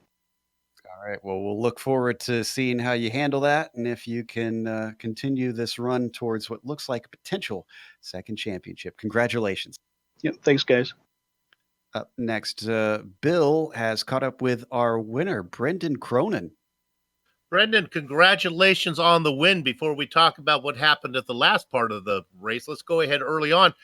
Your race almost ended early. You had to make an amazing evasive move to keep the car clean. Oh, yeah, thank you. Which time was that? In Sector 2? Yeah, at least I think there were a couple times where you were in danger of a car spinning in front of you there early on. Yeah, P1. Yeah, that was fun. That was one it was one of those times you kind of come around the corner and you're like, okay, left, right, left, right. There's a lot more space to the right. I'll go right. So, yeah, narrowly avoided that, but that was good. So, are you full-time, part-time in the majors, or what's up? Good question. I did this exact race, I think something like 3 years ago, and it's one of those series that's been on my list to do full time, and I've just been lazy and busy. And races like this, I'm like, wow, that was fun. Like, I definitely want to do full time. Just have to, really look at the schedule and get it done. Is this your car of choice? I've been testing it for the Spa-24. It's probably 7/10 off the pace of the Audi here. Roughly the same as the Merc, but I really prefer the feel of this car because once you set it up right, like you can just place it wherever you want and drive it like, extremely consistently. So car of choice in a 24-hour race and a sprint race, tough to say. I think the Audi, the rear of it's way too light and unpredictable, so I'd prefer the Ferrari over it, but it's just simply slower. All right, I'll get you out of here on the same question I usually ask everybody in this situation. You're out in front, the race is yours. How do you race? Do you back it down just a little bit, or do you find that if you do that, you ruin your timing and you still race close to 100% when you know that it's yours? Close to 100, but I was actually testing different fuel maps for the 24-hour race, so seeing how much I could fuel save and if it was actually worth it on pace and that kind of thing. But I find out at most tracks, if you just kind of back off, you lose your focus, and then it ends up being more dangerous. So 24-hour pace, I guess, is how I'd answer the question. Just do whatever you would do in a 24-hour race. If you can sustain it, yeah, try harder to sustain a faster pace and just sustain that. Well, look, it was great to have you come in. We always like to see new winners. We hope to see you again in some other type of vehicle, some other track car combination. Watch you down the road. Good luck. For sure. Appreciate it. Thanks, guys. Okay, there you have it. Brendan Cronin, your winner today. Joe? Yes, and we've got our final spot on the podium, Austin Hervais, ready to talk to Adam Lindgren. Yeah, Austin from P13 at the beginning of the race to P3. Man, long race for you, but a good finish. How you feeling about that bronze medal there? Yeah, I feel good about it. I mean, like you said, starting P13, it was definitely going to be a tough race from that position. But early on, just trying to get a feel for the pace and work my way up. It's slow and steady. But yeah, in the end, the strategy worked out where got just ahead of P4, or actually we got passed by P3, and then ended up trying to repass the next lap or so. But yeah, no, it was a fun race, just getting the feel for the car for the 24-hour race next week. Awesome. And awesome. I see that you race independently, correct? Not anymore. we actually just joined Geodesic along with Brendan Cronin. We used to race as Team Slow and still do for some of the major endurance races. But yeah, no, we just joined the gang at Geodesic Racing, and they've been great to us. So yeah, no, I'm no longer independent, but yeah, I just joined the series actually like yesterday to be able to make qualifying in the race. But yeah. Awesome. Well, congratulations. And what an amazing finish. I just joined the series yesterday. How was it with the transition into the nighttime? That was great. Ferrari works really well, or at least the setup we have for the Ferrari works really well as it gets into the nighttime. So the strategy of going on to doing a shorter stint on the first set of tires, and then going on to about another stint and a quarter on the second set of tires. That really worked out as the temperatures dropped. But yeah, no, it was definitely a close race. It was catching P2 just a little bit, but was just a little too far from it. Awesome. Well, thanks for talking to us, Austin. And it's great to see two geodesic jumpsuits up on the podium today. Yeah, thanks, guys. All right, that was Austin Hervais, the third place finisher. Joe, who we got next?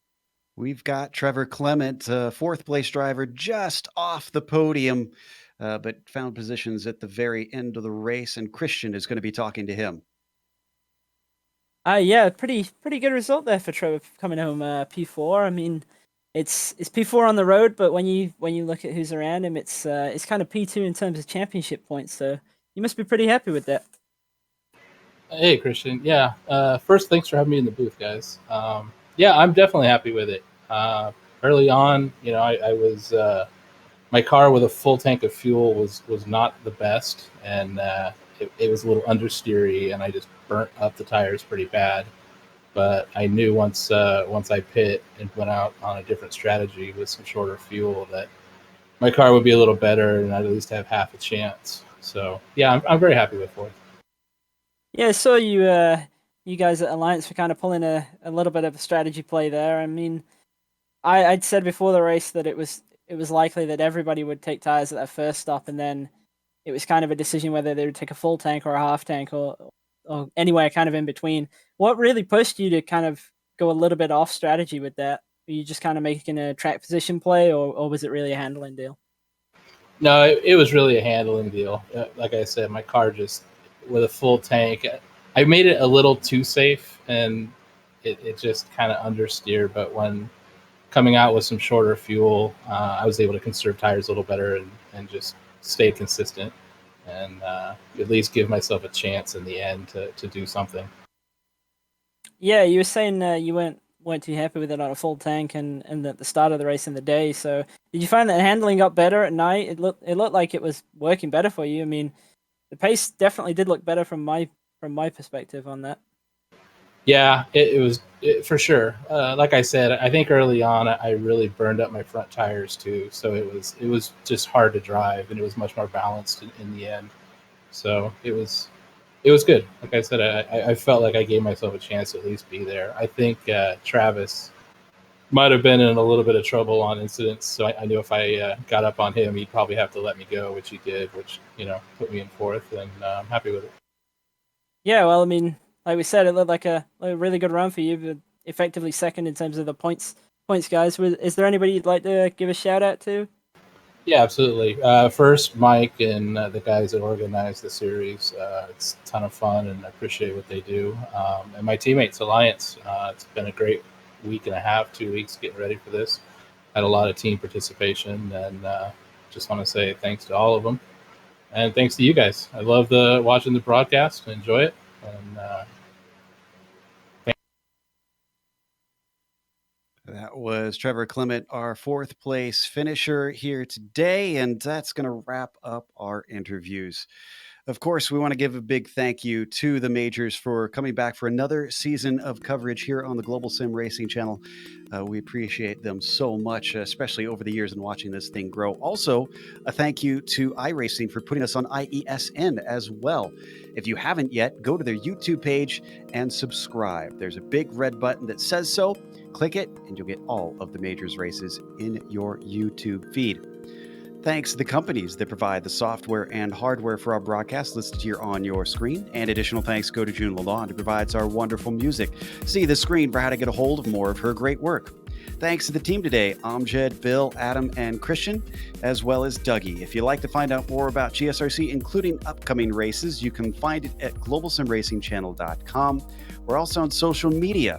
We have our Twitter at GSR Channel, Facebook at Global Sim Racing Channel, and Instagram at GSRC_Graham. As we mentioned, next round, we are going to Eldora in the 410 winged sprint car. That is going to be quite a sight in the, considering what we've seen in the past with the dirt races in this series. That'll be Sunday, August 4th at 7:45 p.m. Eastern. We also have upcoming races for other series listed on the screen, so check those out and mark them down on your calendar. But until next time, race clean, race hard, and we'll see you on the track.